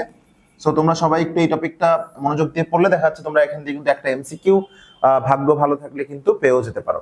সেটা মজার বিষয় হচ্ছে তুমি ভাজক টিস্যুর প্রকারভেদ পড়তে গেলে দেখবা যে ভাজক টিস্যুকে বিভিন্ন কারণে বিভিন্ন ভাগে ভাগ করা যায়, এবং যতগুলা উপায়ে ভাগ করা যায় না কেন সবগুলাতেই কিন্তু ভাজক টিস্যুর প্রকারভেদ হবে 3 প্রকার। তো আমি যদি বলি উৎপত্তি অনুসারে কয় প্রকার, 3 প্রকার, অবস্থান অনুসারে 3 প্রকার, কাজ অনুসারে 3 প্রকার, আমি যে অনুসারেই বলবো না কেন ভাজক টিস্যুর প্রকারভেদ হবে কয় প্রকার, ভাজক টিস্যুর প্রকারভেদ হবে 3 প্রকার। তো আমরা প্রথমে ভাজক টিস্যুর যে প্রকারভেদটা পড়বো সেটা হচ্ছে উৎপত্তি অনুসারে। কি অনুসারে বলো? উৎপত্তি অনুসারে। তাহলে প্রথমে আমরা শিখবো হচ্ছে উৎপত্তি অনুসারে ভাজক টিস্যু কয় প্রকার। দেখো আমি একটু পেনটা আগে সিলেক্ট করে নিই। আমরা প্রথমে যেটা পড়বো সেটা হচ্ছে কি উৎপত্তি অনুসারে। উৎপত্তি অনুসারে তো তোমাদেরকে আমি একটু আগেই বলে দিয়েছি যে যে অনুসারেই বলুক না কেন ভাজক টিস্যু কয় প্রকার হবে? 3 প্রকার। তাহলে উৎপত্তি অনুসারে যে 3 প্রকার সেই 3 প্রকার মনে রাখবা কিভাবে? ধরো আমরা আমাদের জীবনে প্রাইমারি স্কুলে ভর্তি হওয়ার আগেও কিন্তু আমাদের মায়ের কাছ থেকে শিক্ষাটা লাভ করি। তখন আমরা কোনো প্রাতিষ্ঠানিক শিক্ষা লাভ না করলেও আমাদের শিক্ষার প্রারম্ভ বা শুরু হয় কিন্তু ওইখান দিয়েই। সো ওইটাকে আমরা কি বলতে পারি? প্রারম্ভিক শিক্ষা। সো ওইটা দিয়ে আমরা মনে রাখবো একদম শুরুর যে ভাজক টিস্যু এটা হচ্ছে প্রারম্ভিক ভাজক টিস্যু। এই কি ভাজক টিস্যু? প্রারম্ভিক ভাজক টিস্যু। 2 নাম্বারটা কি? প্রারম্ভিক শিক্ষা পাওয়ার পরে আমরা কোন স্কুলে ভর্তি হই? প্রাইমারি স্কুলে। তাহলে এরপরটা হচ্ছে প্রাইমারি ভাজক টিস্যু, এবং তারপরটা হচ্ছে সেকেন্ডারি, আমরা সেকেন্ডারি স্কুল সার্টিফিকেট পাই, সেকেন্ডারি ভাজক টিস্যু। তাহলে এই 3টা ভাজক টিস্যু হচ্ছে উৎপত্তি অনুসারে প্রকারভেদ। কি কি? এভাবে মনে রাখবো যে আমরা প্রথমে প্রারম্ভিক ভাবে যে শিক্ষাটা পাই মায়ের কাছ থেকে, সেখান দিয়ে প্রারম্ভিক, এরপরে প্রাইমারি স্কুলে ভর্তি হই, তারপর সেকেন্ডারি স্কুলে ভর্তি হই। তাহলে প্রারম্ভিক, প্রাইমারি, সেকেন্ডারি। আমি আবারও বলতেছি প্রারম্ভিক, প্রাইমারি, সেকেন্ডারি। তাহলে যে কয়টা উপায়ে ভাজক টিস্যুকে ভাগ করবো সব 3 প্রকার হবে। প্রথমে আমরা শিখে নিলাম কি অনুসারে? উৎপত্তি অনুসারে। তাহলে দেখো উৎপত্তি অনুসারে ভাজক টিস্যুকে কিন্তু 3 ভাগে ভাগ করতে পারি আমরা। একটা হচ্ছে তোমার প্রারম্ভিক ভাজক টিস্যু, একটা হচ্ছে তোমার ওকে। সো আমরা দেখলাম যে উৎপত্তি অনুসারে আমরা যে ভাজক টিস্যুকে ভাগ করছি, কি কি ভাগে ভাগ করছি? উৎপত্তি অনুসারে আমরা ভাগ করছি হচ্ছে প্রথমটা দেখো প্রারম্ভিক ভাজক টিস্যু। প্রথমটা হচ্ছে প্রারম্ভিক ভাজক টিস্যু, এরপর একটা প্রাইমারি ভাজক টিস্যু, এবং তারপরটা হচ্ছে তোমার সেকেন্ডারি ভাজক টিস্যু। এই 3 ভাগে কিন্তু ভাগ করা যায়। এই 3 ভাগে কিন্তু তোমার ভাগ করা যায়। তো আমরা প্রথমে যে ভাজক টিস্যু নিয়ে আলোচনা করব সেই ভাজক টিস্যুগুলো হচ্ছে তোমার প্রারম্ভিক ভাজক টিস্যু। কোন ভাজক টিস্যু বলো? প্রারম্ভিক ভাজক টিস্যু। একটু খেয়াল করে দেখো, প্রারম্ভিক ভাজক টিস্যু মূল বা কাণ্ডের অগ্রভাগের একদম শীর্ষ দেশে অবস্থান করবে। আমি তোমাদেরকে একটু সহজে যদি মনে রাখা শেখাই দেই, খেয়াল করো তোমরা, সহজে যদি তোমাদেরকে মনে রাখা শেখাই দেই তোমরা একটু খেয়াল করবা যে প্রারম্ভিক আর প্রাইমারি, আমি এখানেই লিখি দেখো প্রারম্ভিক আর প্রাইমারি, প্রারম্ভিক আর প্রাইমারি। তো পরীক্ষায় যদি প্রশ্ন আসে মূল বা কাণ্ডের অগ্রভাগে, মূল বা কাণ্ডের অগ্রভাগে কোন ভাজক টিস্যু থাকে, তাহলে মনে রাখবা মূল বা কাণ্ডের অগ্রভাগে কিন্তু প্রাইমারি ভাজক টিস্যু অবস্থান করে। মূল বা কাণ্ডের অগ্রভাগে কিন্তু প্রাইমারি ভাজক টিস্যু অবস্থান করে। আর অগ্রভাগেরও শীর্ষভাগে মানে তারও উপরে, তাহলে প্রথমে একদম এটা কোনটা করবে? প্রারম্ভিক ভাজক টিস্যু। তাহলে আমি যদি সেম কথাটা বলি দেখো, মূল বা কাণ্ডের অগ্রভাগের শীর্ষ দেশে, মূল বা কাণ্ডের অগ্রভাগের শীর্ষ দেশে, অগ্রভাগেরও শীর্ষে, তাহলে কোনটা অবস্থান করবে? এটা হচ্ছে প্রারম্ভিক। তাহলে মূল বা কাণ্ডের অগ্রভাগে অবস্থান করবে প্রাইমারি, আর মূল বা কাণ্ডের, এটা যদি হয় মূল বা কাণ্ডের অগ্রভাগ এরও শীর্ষ দেশে অবস্থান করবে হচ্ছে প্রারম্ভিক। ক্লিয়ার আমার কথা? তাহলে এই জায়গাটা খেয়াল করে দেখো কি বলছে, যে মূল বা কাণ্ডের অগ্রভাগের শীর্ষ দেশে একটি ক্ষুদ্র অঞ্চল রয়েছে যে অঞ্চল থেকে কিন্তু পরবর্তীতে প্রাইমারি ভাজক টিস্যুর উৎপত্তি লাভ করে। এই কথাটা মনে রাখা খুবই সহজ। আমি যদি তোমাদের একটু দেখাই দেই তুমি এই কথাটা কিভাবে মনে রাখবা, আমি যদি তোমাদেরকে দেখাই দেই, খেয়াল করো। ওকে, সো আমি যদি তোমাদেরকে একটু দেখাই তোমরা সহজে কিন্তু বুঝতে পারবা যে ধরো আমি প্রথমে লিখলাম হচ্ছে প্রারম্ভিক, তারপর আমরা লিখলাম হচ্ছে প্রাইমারি, প্রাইমারি, প্রাইমারি। তো এই প্রাইমারি কোথায় অবস্থান করে? মূল বা কাণ্ডের অগ্রভাগে, মূল বা কাণ্ডের অগ্রভাগে। আর প্রারম্ভিক কোথায়? মূল বা কাণ্ডের অগ্রভাগের, অগ্রভাগের শীর্ষ দেশে, মূল বা কাণ্ডের অগ্রভাগের শীর্ষ দেশে। এখন আরেকটা ইম্পর্টেন্ট ইনফরমেশন হচ্ছে এই যে প্রারম্ভিক ভাজক টিস্যু, এই প্রারম্ভিক ভাজক টিস্যু থেকেই কিন্তু পরবর্তীতে সৃষ্টি হয় প্রাইমারি ভাজক টিস্যু। তাহলে প্রারম্ভিক ভাজক টিস্যু থেকেই কিন্তু পরবর্তীতে সৃষ্টি হয় প্রাইমারি ভাজক টিস্যু। ঠিক এই কথাটাই কিন্তু আমরা এখানে বলেছি যে প্রারম্ভিক ভাজক টিস্যু থেকেই কিন্তু পরবর্তীতে কি সৃষ্টি হয়? প্রারম্ভিক ভাজক টিস্যু থেকেই কিন্তু পরবর্তীতে সৃষ্টি হয় তোমার এই যে প্রাইমারি ভাজক টিস্যুর উৎপত্তি ঘটে গেল। আরেকটা কথা, কোন অঞ্চল থেকে সর্বপ্রথম বৃদ্ধি শুরু হবে? অবশ্যই প্রারম্ভিক ভাজক টিস্যু থেকে। তাহলে প্রারম্ভিক ভাজক টিস্যু থেকে আমরা তিনটা কথা মনে রাখবো। এটা মূল বা কাণ্ডের অগ্রভাগে শীর্ষদেশে অবস্থিত, এখান দিয়ে পরবর্তীতে প্রাইমারি ভাজক টিস্যুর উৎপত্তি হয়, এবং যেহেতু প্রারম্ভ করবে এরা, শুরু করবে এরা, তাহলে এখান দিয়ে কিন্তু সর্বপ্রথম আমাদের বৃদ্ধি শুরু হবে। ক্লিয়ার? আচ্ছা, এইবার দেখো প্রাইমারি ভাজক টিস্যু যেগুলা, প্রাইমারি ভাজক টিস্যু যেগুলা, এই প্রাইমারি ভাজক টিস্যু সম্পর্কে আমরা কি মনে রাখবো? প্রাইমারি ভাজক টিস্যু সম্পর্কে আমরা মনে রাখবো যে ভাজক টিস্যু উদ্ভিদের ভ্রূণ অবস্থাতেই কিন্তু উৎপত্তি লাভ করবে তাকে আমরা বলবো প্রাইমারি ভাজক টিস্যু। তাহলে পরীক্ষায় যদি প্রশ্ন আসে যে কোন ভাজক টিস্যু উদ্ভিদের ভ্রূণ অবস্থাতেই উৎপত্তি লাভ করে? প্রাইমারি ভাজক টিস্যু। এবং প্রাইমারি ভাজক টিস্যু কোন ভাজক টিস্যু থেকে উৎপত্তি লাভ করে? কোন ভাজক টিস্যু থেকে উৎপত্তি লাভ করে? আমরা কিন্তু সবাই জানি এইটা প্রারম্ভিক ভাজক টিস্যু থেকে কিন্তু উৎপত্তি লাভ করে। এটা যে উৎপত্তি লাভ করে কোন ভাজক টিস্যু থেকে? প্রারম্ভিক ভাজক টিস্যু থেকে কিন্তু উৎপত্তি লাভ করে, এবং সেটা কোন অবস্থায়? ভ্রূণীয় অবস্থা থেকে কিন্তু উৎপত্তি লাভ করবে। আচ্ছা, এটা কোথায় অবস্থান করে দেখো?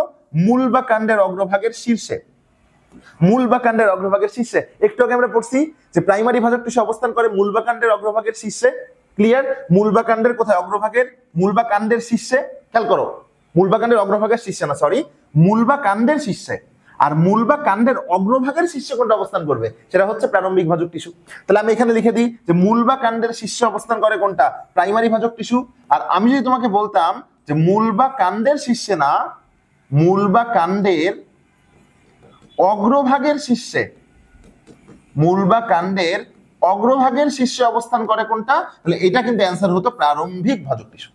তাহলে মূল বা কাণ্ডের শীর্ষে অবস্থান করবে প্রাইমারি ভাজক টিস্যু, মূল বা কাণ্ডের অগ্রভাগের শীর্ষে অবস্থান করবে হচ্ছে, ফ্যান চলছে বোর্ডে দেখা যাচ্ছে, আচ্ছা বন্ধ করে ব্যবস্থা করতেছি। মূল বা কাণ্ডের অগ্রভাগের শীর্ষে অবস্থান করবে কোনটা? অগ্রভাগের শীর্ষে অবস্থান করবে হচ্ছে প্রারম্ভিক ভাজক টিস্যু, আর মূল বা কাণ্ডের শীর্ষে অবস্থান করবে কোনটা? প্রাইমারি ভাজক টিস্যু। আচ্ছা, আরেকটা কথা কি জিনিস, এই যে প্রাইমারি ভাজক টিস্যু, আমরা একটু আগে দেখলাম যে প্রাইমারি ভাজক টিস্যু কিন্তু প্রারম্ভিক ভাজক টিস্যু হতেই কিন্তু উৎপত্তি হয়। এবং সবথেকে মজার ব্যাপার হচ্ছে এই প্রাইমারি ভাজক টিস্যু থেকে পরবর্তীতে প্রাইমারি স্থায়ী টিস্যু সৃষ্টি হয়। চলো আমরা একটু ডিটেইলস দেখে নিই জিনিসটা, আমরা একটু ডিটেইলস জিনিসটা দেখে নেই, তাহলে তোমরা সহজে বুঝতে পারবা। দেখো আমি একটু বোর্ডে চলে যাই। ওকে, আমরা একটু বোর্ডে চলে যাই, খেয়াল করো এই টোটাল জিনিসটা তোমরা একটু সহজে খেয়াল করো। দেখো আমরা লিখলাম যে উৎপত্তি অনুসারে ভাজক টিস্যুকে তিন ভাগে ভাগ করা যায়, তিন ভাগে। একটা হচ্ছে প্রারম্ভিক, প্রারম্ভিক, দুই নাম্বার হচ্ছে প্রাইমারি, এবং তিন নাম্বার হচ্ছে সেকেন্ডারি। প্রারম্ভিক, প্রাইমারি এবং সেকেন্ডারি। তো প্রারম্ভিক যদি আমি তোমাদেরকে এখানে লিখি যে প্রারম্ভিক, এইটার অবস্থান হচ্ছে মূল বা কাণ্ডের, মূল বা কাণ্ডের অগ্রভাগের শীর্ষদেশে। মূল বা কাণ্ডের অগ্রভাগের শীর্ষদেশের অবস্থান কোথায়? মূল বা কাণ্ডের অগ্রভাগের শীর্ষদেশে। আমি একইভাবে যদি এখানে চিন্তা করি যে প্রাইমারি ভাজক টিস্যু, এই প্রাইমারি ভাজক টিস্যুর অবস্থান কোথায়? এর অবস্থান হচ্ছে মূল বা কাণ্ডের শীর্ষে, অগ্রভাগের শীর্ষে না কিন্তু, মূল বা কাণ্ডের শীর্ষে, মূল বা কাণ্ডের শীর্ষে। এখন দেখো এই যে প্রারম্ভিক ভাজক টিস্যু, এই প্রারম্ভিক ভাজক টিস্যুকে আমি লিখলাম ভাটি। এই প্রারম্ভিক ভাজক টিস্যু থেকেই কিন্তু সৃষ্টি হয়, সৃষ্টি হয় প্রাইমারি ভাজক টিস্যুর, প্রাইমারি ভাজক টিস্যুর। তাহলে প্রারম্ভিক ভাজক টিস্যু থেকে কিন্তু সৃষ্টি হয় প্রাইমারি ভাজক টিস্যুর, আর প্রাইমারি ভাজক টিস্যু থেকে কিন্তু সৃষ্টি হয় প্রাইমারি স্থায়ী টিস্যুর। তাহলে প্রাইমারি ভাজক টিস্যু থেকে সৃষ্টি হবে প্রাইমারি স্থায়ী টিস্যুর। এই কথাগুলো কিন্তু তোমরা একটু টেকনিক্যালি মনে রাখবা। তাহলে প্রারম্ভিক ভাজক টিস্যু থেকে তৈরি হচ্ছে প্রাইমারি ভাজক টিস্যু, আর প্রাইমারি ভাজক টিস্যু থেকে তৈরি হচ্ছে প্রাইমারি স্থায়ী টিস্যু, প্রাইমারি স্থায়ী টিস্যু। ক্লিয়ার? ওকে, চলো আমরা আবার বোর্ডে চলে যাই। প্রাইমারি স্থায়ী টিস্যু, তুমি আকাশের ওই নীল, এই যে আমরা চলে আসলাম দেখ। ওকে, এখন আসো নেক্সট যেটা আমরা পড়বো সেটা কি জিনিস? সেটা হচ্ছে সেকেন্ডারি ভাজক টিস্যু। কি ভাজক টিস্যু? সেকেন্ডারি ভাজক টিস্যু। চলো পড়ে ফেলি সেকেন্ডারি ভাজক টিস্যু কোনটা। এই যে, তাহলে যে ভাজক টিস্যু কোনো স্থায়ী টিস্যু থেকে সৃষ্টি হয় তাকে আমরা বলবো হচ্ছে সেকেন্ডারি ভাজক টিস্যু। তাহলে যে ভাজক টিস্যু কোনো স্থায়ী টিস্যু থেকে সৃষ্টি হয় তাকে আমরা বলবো সেকেন্ডারি ভাজক টিস্যু। আর একটা কথা কি খেয়াল করো, যে এরাও কিন্তু উদ্ভিদের ভ্রূণ অবস্থার অনেক পরে সৃষ্টি হয়। ভ্রূণ অবস্থায় সৃষ্টি হয় কোনটা? ভ্রূণ অবস্থায় সৃষ্টি হয় প্রাইমারি ভাজক টিস্যু। আর এরও অনেক পরে, যেহেতু প্রাইমারি ভাজক টিস্যু থেকে তৈরি হবে প্রাইমারি স্থায়ী টিস্যু, সেই স্থায়ী টিস্যু থেকে পরবর্তীতে সৃষ্টি হবে সেকেন্ডারি ভাজক টিস্যু। সো আলটিমেটলি কিন্তু ভ্রূণ অবস্থারও অনেক পরে এটা সৃষ্টি হয়। তাহলে ভ্রূণ অবস্থার অনেক পরে সৃষ্টি হয়, যেমন তোমরা নাম শুনছো কর্ক ক্যাম্বিয়াম, বিভিন্ন রকম ক্যাম্বিয়াম, এটা হচ্ছে সেকেন্ডারি ভাজক টিস্যুর উদাহরণ। তাহলে এইখানে আমি তোমাদেরকে আরেকটা জিনিস একটু ক্লিয়ার করে দেই, তাহলে তোমাদের বুঝতে সহজ হবে। আমি তোমাদেরকে আরেকটা জিনিস ক্লিয়ার করে দেই, তোমাদের বুঝতে বেশ সহজ হবে। দেখো এখানে আমরা যে জিনিসটা একটু আগে তোমাদেরকে বললাম, এই জিনিসটা খেয়াল করে দেখো তো, তাহলে বুঝতে পারবা যে প্রারম্ভিক ভাজক টিস্যু থেকে উৎপত্তি লাভ করছে প্রাইমারি ভাজক টিস্যুর, আর প্রাইমারি ভাজক টিস্যু থেকে উৎপত্তি লাভ করছে প্রাইমারি স্থায়ী টিস্যুর। আর এই স্থায়ী টিস্যু থেকে পরবর্তী সময়ে কিন্তু উৎপত্তি লাভ করবে সেকেন্ডারি ভাজক টিস্যু। কনসেপ্ট এখনই ক্লিয়ার করে নাও, আমি তোমাদেরকে অনেক টাইম দিচ্ছি এই জিনিসটার উপর, যাতে তোমাদের বুঝতে অসুবিধা না হয়। তাহলে আমরা দেখছি উৎপত্তি অনুসারে ভাজক টিস্যু তিন প্রকার: প্রারম্ভিক ভাজক টিস্যু, প্রাইমারি ভাজক টিস্যু, সেকেন্ডারি ভাজক টিস্যু। এর মধ্যে প্রারম্ভিক ভাজক টিস্যু থেকে উৎপত্তি লাভ করে প্রাইমারি ভাজক টিস্যু, প্রাইমারি ভাজক টিস্যু থেকে উৎপত্তি লাভ করে প্রাইমারি স্থায়ী টিস্যু, আর প্রাইমারি স্থায়ী টিস্যু থেকে উৎপত্তি লাভ করে সেকেন্ডারি ভাজক টিস্যু। তাহলে খেয়াল করে দেখো তো, এই প্রাইমারি ভাজক টিস্যু যদি উদ্ভিদের ভ্রূণ অবস্থায় সৃষ্টি হয়, ভ্রূণাবস্থায় সৃষ্টি হয় প্রাইমারি ভাজক টিস্যু, তাহলে সেকেন্ডারি ভাজক টিস্যু যেটা রয়েছে এটা কিন্তু কখন সৃষ্টি হবে? ভ্রূণ অবস্থার অনেক পরে। ভ্রূণাবস্থার অনেক পরে। কেন? কারণ ভ্রূণাবস্থার অনেক পরে যদি সৃষ্টি না হয় তাহলে হবে না। ভ্রূণ অবস্থায় সৃষ্টি হয় কোনটা? প্রাইমারি ভাজক টিস্যু। প্রাইমারি ভাজক টিস্যু থেকে তৈরি হয় আবার প্রাইমারি স্থায়ী টিস্যু, ওইটা থেকে যে তৈরি হয় সেকেন্ডারি ভাজক টিস্যু। তাহলে ভ্রূণ অবস্থারও কিন্তু অনেক পরে এটা সৃষ্টি হয়। ক্লিয়ার? ওকে, আশা করতেছি তোমরা এই যে উৎপত্তি অনুসারে যেগুলো পড়লাম এগুলা বুঝতে পারছো। উৎপত্তি অনুসারের পরে আমরা যে ভাজক টিস্যুর প্রকারভেদটা পড়বো সেটা হচ্ছে অবস্থান অনুসারে। অবস্থান অনুসারে। তাহলে উৎপত্তি অনুসারে ভাজক টিস্যুর প্রকারভেদ পড়া শেষ। এখন আমরা কি অনুসারে পড়বো? অবস্থান অনুসারে ভাজক টিস্যুর প্রকারভেদ। খেয়াল করো, একটু আগে বলছিলাম যে কোনো অনুসারে ভাজক টিস্যুর প্রকারভেদ কয় প্রকার? যে কোনো অনুসারে ভাজক টিস্যুর প্রকারভেদ কিন্তু তিন প্রকার। তাহলে অবস্থান অনুসারেও কিন্তু ভাজক টিস্যুর প্রকারভেদ কয় প্রকার? তিন প্রকার। প্রথমটার নাম কি? প্রথমটার নাম হচ্ছে শীর্ষস্থ ভাজক টিস্যু বা শীর্ষক ভাজক টিস্যু। আমি ভাজক টিস্যু লিখলাম শীর্ষস্থ বা শীর্ষক ভাজক টিস্যু। এরপরে কি লিখবো? পার্শ্বীয় ভাজক টিস্যু। পার্শ্বীয় ভাজক টিস্যু আমি এটা একটু পরে লিখি। দুটার মাঝখানে কি লিখবো? দুটার মাঝখানে লিখবো ইন্টার ক্যালোরি ভাজক টিস্যু। ইন্টার ক্যালোরি, এর অপর নাম হচ্ছে নিবেশিত। ইন্টার ক্যালোরি বা নিবেশিত ভাজক টিস্যু। এবং এরপরটা আমি লিখবো কি? পার্শ্বীয় ভাজক টিস্যু। তাহলে অবস্থান অনুসারে যে শীর্ষে অবস্থান করবে সে হচ্ছে কি? সে হচ্ছে শীর্ষস্থ ভাজক টিস্যু। আর যে দুইটার মধ্যবর্তী, ইন্টার মানে মধ্যবর্তী, মাঝামাঝি কোনো স্থানে অবস্থান করবে সেটা ইন্টার ক্যালোরি। আর যেটা পার্শ্ব বরাবর বা অনুপ্রস্থ বরাবর অবস্থান করবে সেটা হচ্ছে কি? সেটা হচ্ছে তোমার পার্শ্বীয় ভাজক টিস্যু। তাহলে আমরা চলো আমরা বইয়ে এই তিনটা জিনিসের অবস্থান কিন্তু একটু খেয়াল করি, যে কি কি ভাজক টিস্যু রয়েছে একটু খেয়াল করি। মারুফ,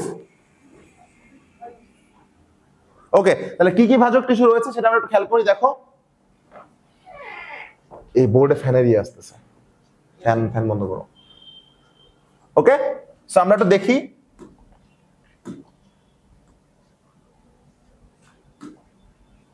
এই যে আমরা চলে আসলাম। আমরা এখন পড়বো হচ্ছে অবস্থান অনুসারে ভাজক টিস্যুর প্রকারভেদ। পড়ে ফেলছি অলরেডি, তোমরা খালি একটু আমার সাথে মিলিয়ে নাও। দেখো অবস্থান অনুসারে ভাজক টিস্যুকে আমরা কয় ভাগে ভাগ করতে পারি? আমরা কিন্তু তিন ভাগে ভাগ করতে পারি: শীর্ষস্থ, ইন্টার ক্যালোরি যার অপর নাম নিবেশিত, এবং পার্শ্বীয়। আমি অলরেডি বলে দিয়েছি ওইখানে শীর্ষস্থ, ইন্টার ক্যালোরি বা নিবেশিত, আর হচ্ছে পার্শ্বীয়। ওকে, এখন আসলে শীর্ষস্থ ভাজক টিস্যু সম্পর্কে আমরা লেখাপড়া করি। এই শীর্ষস্থ ভাজক টিস্যু অবস্থান করবে কোথায়? মূল বা কাণ্ড বা এদের শাখা প্রশাখার শীর্ষে। নরমাল অবস্থান অনুসারে তো নাম হয়েছে। মূল বা কাণ্ড বা ওদের শাখা প্রশাখার শীর্ষে অবস্থান করবে বলেই তো ওর নাম শীর্ষস্থ ভাজক টিস্যু হয়েছে। আমি আবারও বলে দিই, মূল বা কাণ্ড বা ওদের শাখা প্রশাখার শীর্ষে অবস্থান করবে বলেই তো ওর নাম শীর্ষস্থ ভাজক টিস্যু হয়েছে। ওকে, এখন দেখো কি বলছে, একে আমরা একটু বিতাড়িত করে দিই নিচের দিকে। আচ্ছা, সে শীর্ষে অবস্থান করলো। এখন দেখো শীর্ষস্থ ভাজক টিস্যুর বিভাজনের মাধ্যমেই এই অঙ্গের বৃদ্ধিপ্রাপ্ত হয়। গেল মানে এক কথা কি বোঝাচ্ছে? যারা শীর্ষে অবস্থান করতেছে তাহলে ওইটা যদি বিভাজিত হয় উপরের দিকে তাহলেও কি দৈর্ঘ্যে বৃদ্ধিপ্রাপ্ত হবে। এক্স্যাক্টলি। আরেকটা কথা কি বলছে দেখো, যে এরা আসলে প্রাইমারি ভাজক টিস্যু। এরা আসলে কি ভাজক টিস্যু? Primary tissue. একটা কথা মনে রাখবা, আমি একটু আগে তোমাদের কি কি শেখাইছি? আমি একটু আগে তোমাদেরকে কি কি শেখাইছি? আমি একটু আগে তোমাদেরকে তিনটা জিনিস শেখাইছি। আমি এখানে নাম লিখে দিই। এক নাম্বার হচ্ছে শীর্ষস্থ, শীর্ষস্থ, এক নাম্বার হচ্ছে শীর্ষস্থ, দুই নাম্বার হচ্ছে ইন্টার ক্যালোরি, এবং তিন নাম্বার হচ্ছে তোমার পার্শ্বীয়, এবং তিন নাম্বারটা হচ্ছে তোমার পার্শ্বীয়। এই তিনটা জিনিস তোমাদেরকে আমি পড়াইছি। এর মধ্যে তোমরা সবাই মনে রাখবা, এই যে শীর্ষস্থ আর ইন্টার ক্যালোরি, প্রথম দুইটা এরা হচ্ছে প্রাইমারি টিস্যু। এরা কি টিস্যু? এরা হচ্ছে প্রাইমারি টিস্যু। তাহলে শীর্ষস্থ এবং ইন্টার ক্যালোরি প্রথম যে দুইটা এরা হচ্ছে প্রাইমারি টিস্যু। শীর্ষস্থ এবং ইন্টার ক্যালোরি প্রথম যে দুইটা এরা হচ্ছে কি টিস্যু? এরা হচ্ছে প্রাইমারি টিস্যু। মনে থাকবে আমার কথা? তাহলে কি বললাম, যে এরা প্রাথমিক বা প্রাইমারি স্থায়ী টিস্যু তৈরি করে বলে করে থাকে, এই জন্য এটা হচ্ছে কি টিস্যু? Primary tissue. এখন দেখো ইন্টার ক্যালোরি কোথায় অবস্থান করতেছে? ইন্টার ক্যালোরি হচ্ছে দুইটা স্থায়ী টিস্যুর মাঝখানে অবস্থান করে।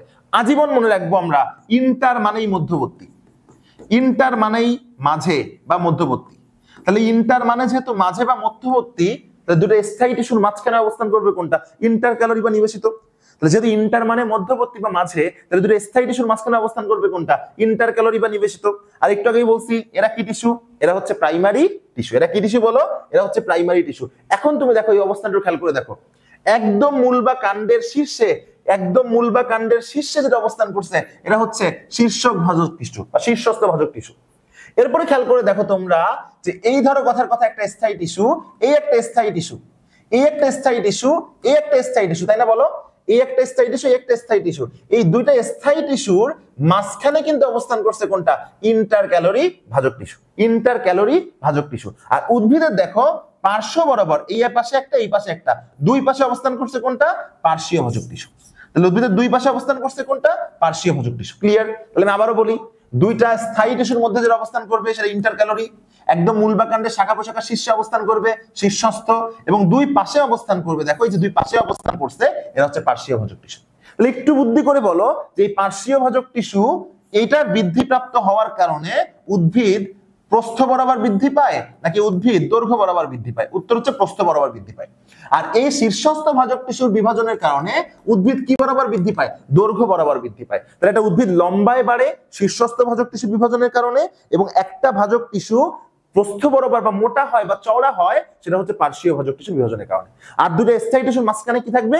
ইন্টার ক্যালোরি ভাজক টিস্যু। তাহলে তোমাদেরকে যা বোঝালাম এই পর্যন্ত, আশা করতেছি তোমরা খুব সহজে বুঝতে পারছো।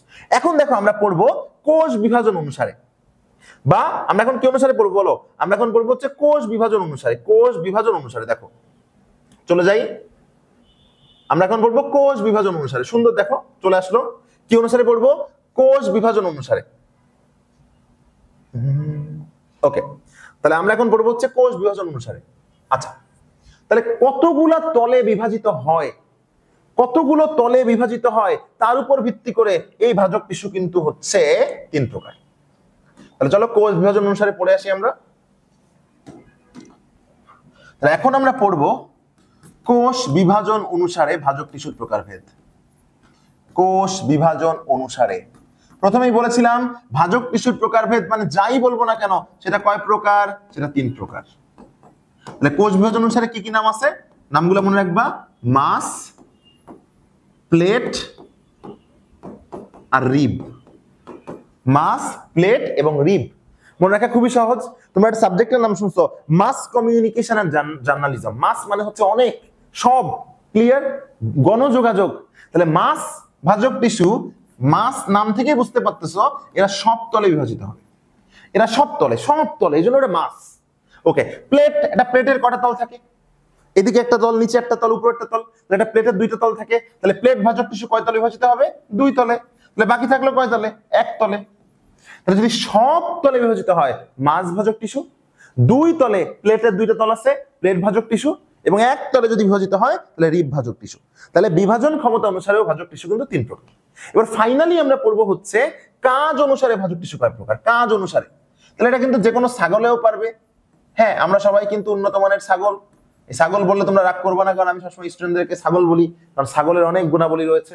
খেয়াল করে দেখো তো কাজ অনুসারে ভাজক টিস্যু কয় প্রকার? যে কোনো ছাগলেও পারবে। কেন তিন প্রকার? কারণ আমি বলছি যে কোনো অনুসারে ভাজক টিস্যু 3 প্রকার। কি কি দেখো, প্রথমটার নাম হচ্ছে প্রোটোডার্ম, প্রথমটার নাম কি বলো, প্রোটোডার্ম। 2 নম্বরটার নাম কি বলো, প্রোক্যাম্বিয়াম, প্রোক্যাম্বিয়াম, প্রোক্যাম্বিয়াম। এবং 3 নম্বরটার নাম কি বলো, গ্রাউন্ড মেরিস্টেম, গ্রাউন্ড মেরিস্টেম। তাহলে কাজ অনুসারে ভাজক টিস্যু কয় প্রকার, কাজ অনুসারেও কিন্তু ভাজক টিস্যু 3 প্রকার, প্রোটোডার্ম, প্রোক্যাম্বিয়াম, গ্রাউন্ড মেরিস্টেম। নাম থেকে আমরা বুঝবো কার কি কাজ।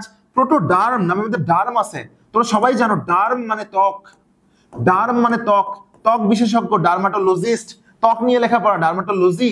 তার ডার্ম যেটা আছে প্রোটোডার্ম, তার কাজ কি সৃষ্টি করা, ত্বক সৃষ্টি করা।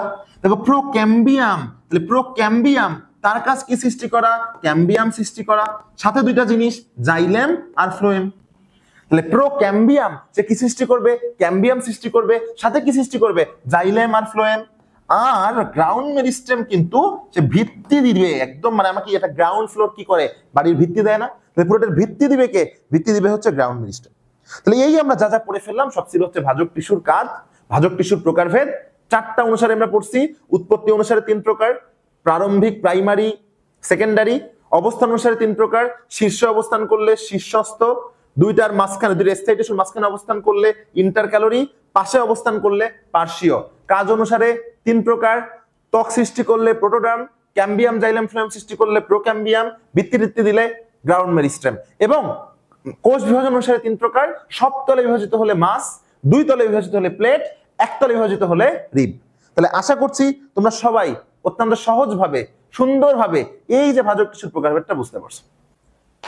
আমরা এখন যে টপিকটা পড়বো সেটা হচ্ছে পানিপত্ররন্ধ্র। নাম শুনেই বুঝতেছো, পানিপত্ররন্ধ্র। আমরা জানি পত্ররন্ধ্র সেইটা যেটা দিয়ে পানি বাষ্পাকারে বের হয়ে যায়। সো অবশ্যই বাষ্পটাও তরলের একটা রূপ, আমরা সবাই জানি। বাট পানিপত্ররন্ধ্র নামটা যেহেতু তোমরা স্পেসিফিক ভাবে শুনতেছো, তাহলে এটা কিন্তু তরল নির্মোচন বা তরল বের হয়ে যাওয়ার অঙ্গ। সুন্দর করে দেখো এখানে লেখা আছে যে পানিপত্ররন্ধ্র হচ্ছে এক ধরনের বিশেষ ধরনের পানি নির্মোচন অঙ্গ। পানি নির্মোচন অঙ্গ, কি নির্মোচন অঙ্গ, পানি নির্মোচন অঙ্গ। বাষ্প না, কিন্তু এখানে কি বের হয়ে যাবে, পানি বের হয়ে যাবে। ঠিক আছে, তো এই পানিপত্ররন্ধ্র সম্পর্কে তোমরা 3টা কথা মনে রাখতেই হবে। আমি লিখে দিচ্ছি তোমাদেরকে, বোঝাই দিচ্ছি সুন্দর করে। পানিপত্ররন্ধ্র সম্পর্কে তোমাদেরকে 3টা কথা মনে রাখতেই হবে। কি কথা মনে রাখতে হবে? প্রথম কথা হচ্ছে আমরা পড়তেছি পানিপত্ররন্ধ্র, পানিপত্ররন্ধ্র। প্রথম কথা তোমাকে মনে রাখতে হবে কি, যে এটা হচ্ছে তরল নির্মোচন।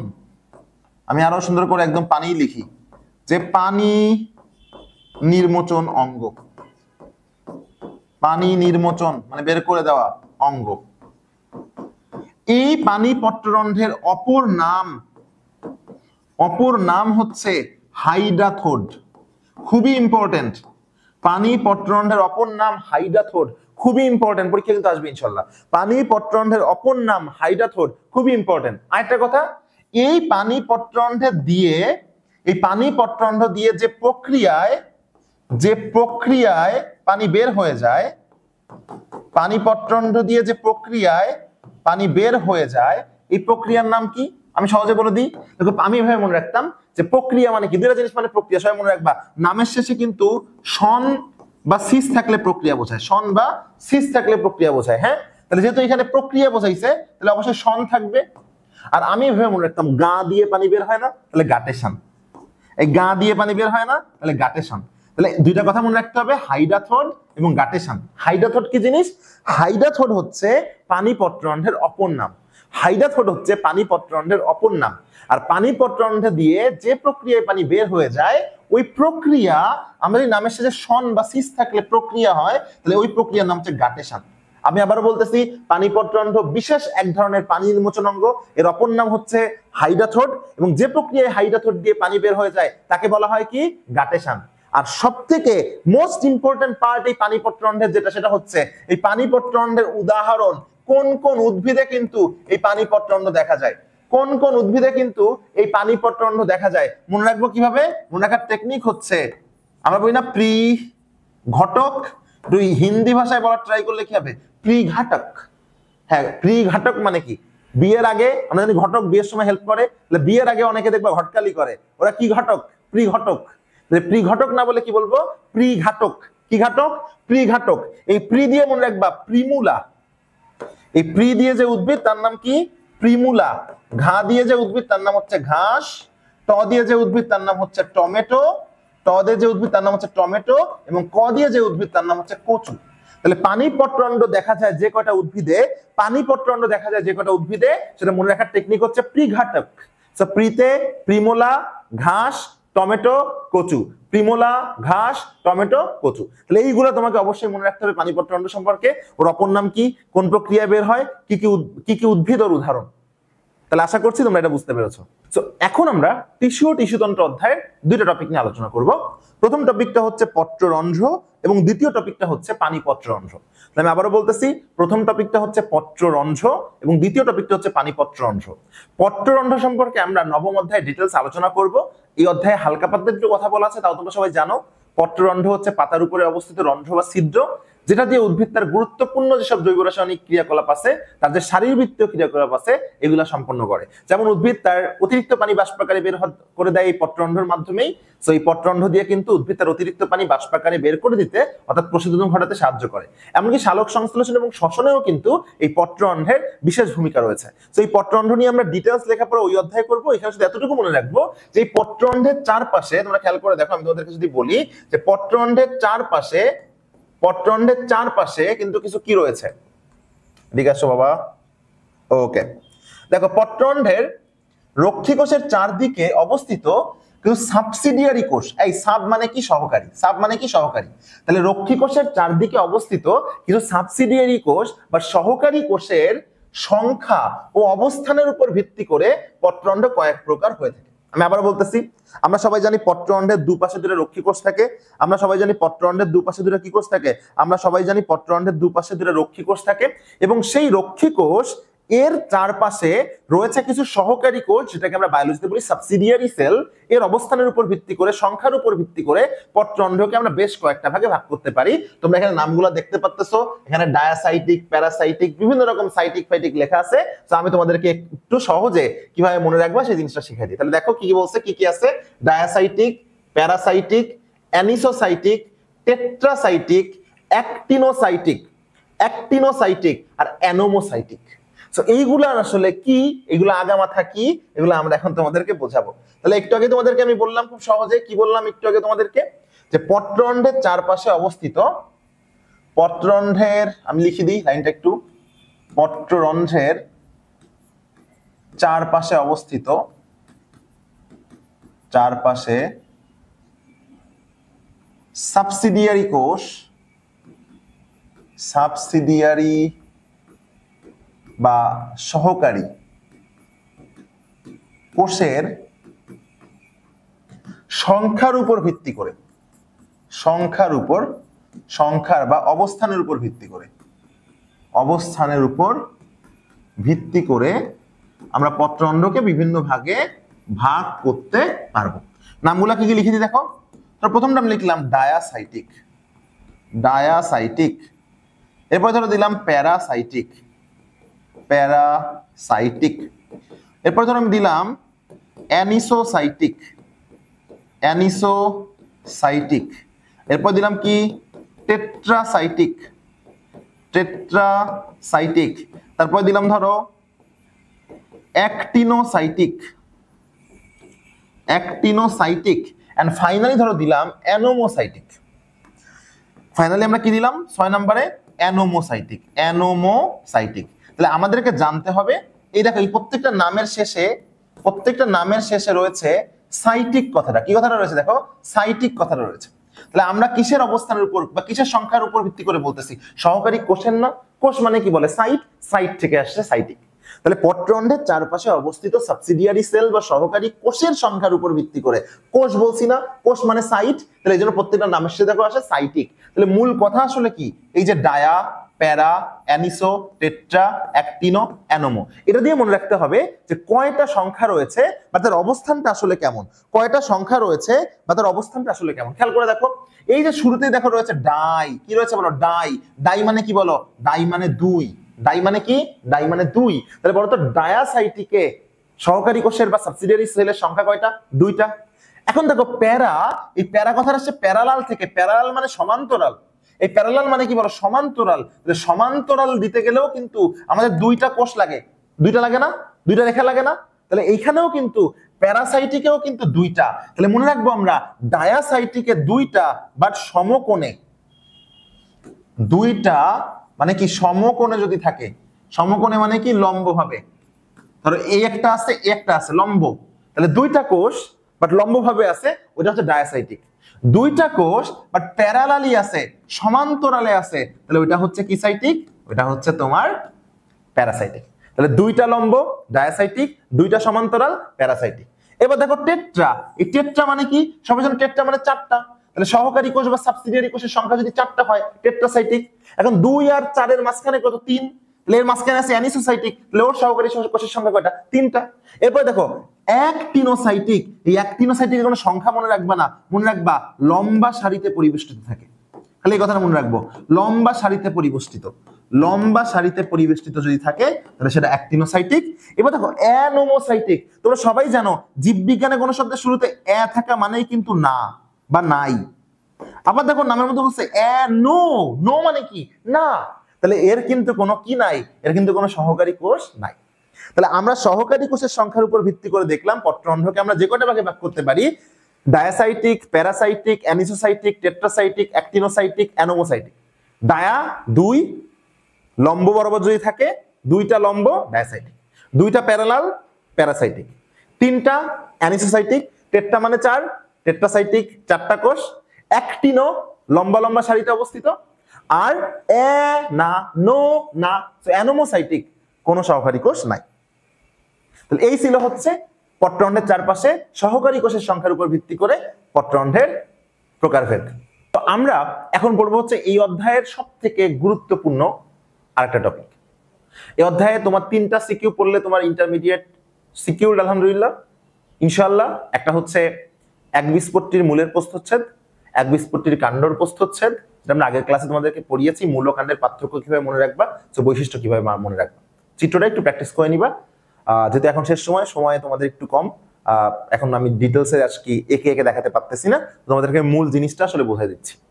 এই দুইটা জিনিস, একবীজপত্রীর মূলের প্রস্থচ্ছেদ, একবীজপত্রীর কাণ্ডের প্রস্থচ্ছেদ, এর মধ্যে একটা কিন্তু আসবেই ইনশাআল্লাহ পরীক্ষায়। এবং আরেকটা যে টপিকটা প্রায় পরীক্ষায় প্রায়শই এসে থাকে সেটা হচ্ছে ভাস্কুলার বান্ডলের প্রকারভেদ। এবং ভাস্কুলার বান্ডলের প্রকারভেদ এমন একটা টপিক, ভাস্কুলার বান্ডলের প্রকারভেদ এমন একটা টপিক যে টপিক এমসিকিউতেও প্রশ্ন আসতে বাধ্য, এত ইম্পর্টেন্ট, আবার সিকিউতেও এখান দিয়ে প্রশ্ন আসতে বাধ্য, এতটা ইম্পর্টেন্ট। সো আমাদেরকে এটা দুইটা স্টাইলে পড়তে হবে, একটা এমসিকিউ স্টাইল, একটা সিকিউ স্টাইল। সো আমরা এমসিকিউ সিকিউর করতে হবে, সিকিউ সিকিউর করতে হবে, ক্লিয়ার? তাহলে চলো আমরা প্রথমে আগে এই ভাস্কুলার বান্ডলের যে প্রকারভেদগুলো রয়েছে সেইগুলা একটু এমসিকিউ স্টাইলে কিভাবে মনে রাখা যায় সেগুলো শিখে আসি। তার আগে মনে রাখবে ভাস্কুলার বান্ডলকে আমরা আসলে 3টা ভাগে ভাগ করতে পারি। একটা হচ্ছে সংযুক্ত, অরীয় এবং কেন্দ্রিক। সংযুক্ত, অরীয় এবং কেন্দ্রিক। আবারও বলতেছি, সংযুক্ত, অরীয় এবং কেন্দ্রিক। এই সংযুক্ত যে ভাস্কুলার বান্ডল রয়েছে এটাকেও কিন্তু আমরা আবার 2 ভাগে ভাগ করতে পারি। একটা হচ্ছে সমপার্শ্বীয়, একটা হচ্ছে সমপার্শ্বীয়, একটা সমদ্বিপার্শ্বীয়। সংযুক্ত ভাস্কুলার বান্ডলকে আমরা আবার 2 ভাগে ভাগ করতে পারি, একটা হচ্ছে সমপার্শ্বীয় আর একটা হচ্ছে সমদ্বিপার্শ্বীয়। সমপার্শ্বীয়কে আবার 2 ভাগে ভাগ করতে পারি, মুক্ত সমপার্শ্বীয়, বদ্ধ সমপার্শ্বীয়। আর সমদ্বিপার্শ্বীয় অলওয়েজ কি হবে? মুক্ত। এরপরে দেখো কি আমরা জানি, অরীয় ভাস্কুলার বান্ডল, এবং অরীয় ভাস্কুলার বান্ডলের পরে রয়েছে তোমার হচ্ছে কি? কেন্দ্রিক ভাস্কুলার বান্ডল। এই কেন্দ্রিক ভাস্কুলার বান্ডল 2 ধরনের হয়, যদি কেন্দ্রে জাইলেম থাকে তাহলে জাইলেম কেন্দ্রিক, আর যদি কেন্দ্রে ফ্লোয়েম থাকে তাহলে ফ্লোয়েম কেন্দ্রিক। ক্লিয়ার? এই নামগুলো তোমরা মনে রাখবা। তাহলে কি বললাম? প্রথমটা আমি বললাম তোমাদের হচ্ছে কি বলে, সংযুক্ত, অরীয় এবং কেন্দ্রিক। সংযুক্ত, অরীয় এবং কেন্দ্রিক। আচ্ছা আমি লিখে দিই তাহলে তোমাদের বুঝতে সহজ হবে। তাহলে ভাস্কুলার বান্ডলকে যদি আমরা আসলে ডিভাইডেশন করি, ভাগ করি, আমি সংক্ষেপে লিখলাম ভাস্কুলার বান্ডল। অনেকে আমাকে প্রশ্ন করবে ভাস্কুলার বান্ডল কি, টাকার বান্ডল কি? অনেকগুলো টাকা যদি এক জায়গায় থাকে গচ্ছিত, ওটা হচ্ছে টাকার বান্ডিল। আর জাইলেম ফ্লোয়েম মিলে তো আমরা জানি জাইলেম আর ফ্লোয়েমকে বলা হয় পরিবহন টিস্যু বা ভাস্কুলার টিস্যু। তাহলে জাইলেম আর ফ্লোয়েমের যে গুচ্ছ, ওই গুচ্ছকে আমরা বলবো হচ্ছে ভাস্কুলার বান্ডল। তাহলে জাইলেম আর ফ্লোয়েমের গুচ্ছকে আমরা বলবো ভাস্কুলার বান্ডল। টাকার গুচ্ছকে যেমন বলবো টাকার বান্ডিল, ঠিক তেমনি জাইলেম ফ্লোয়েমের গুচ্ছকে আমরা বলবো ভাস্কুলার বান্ডল। হ্যাঁ, এই যে ভাস্কুলার বান্ডলকে আমরা 3টা ভাগে ভাগ করতে পারি। প্রথমটা হচ্ছে সংযুক্ত ভাস্কুলার বান্ডল।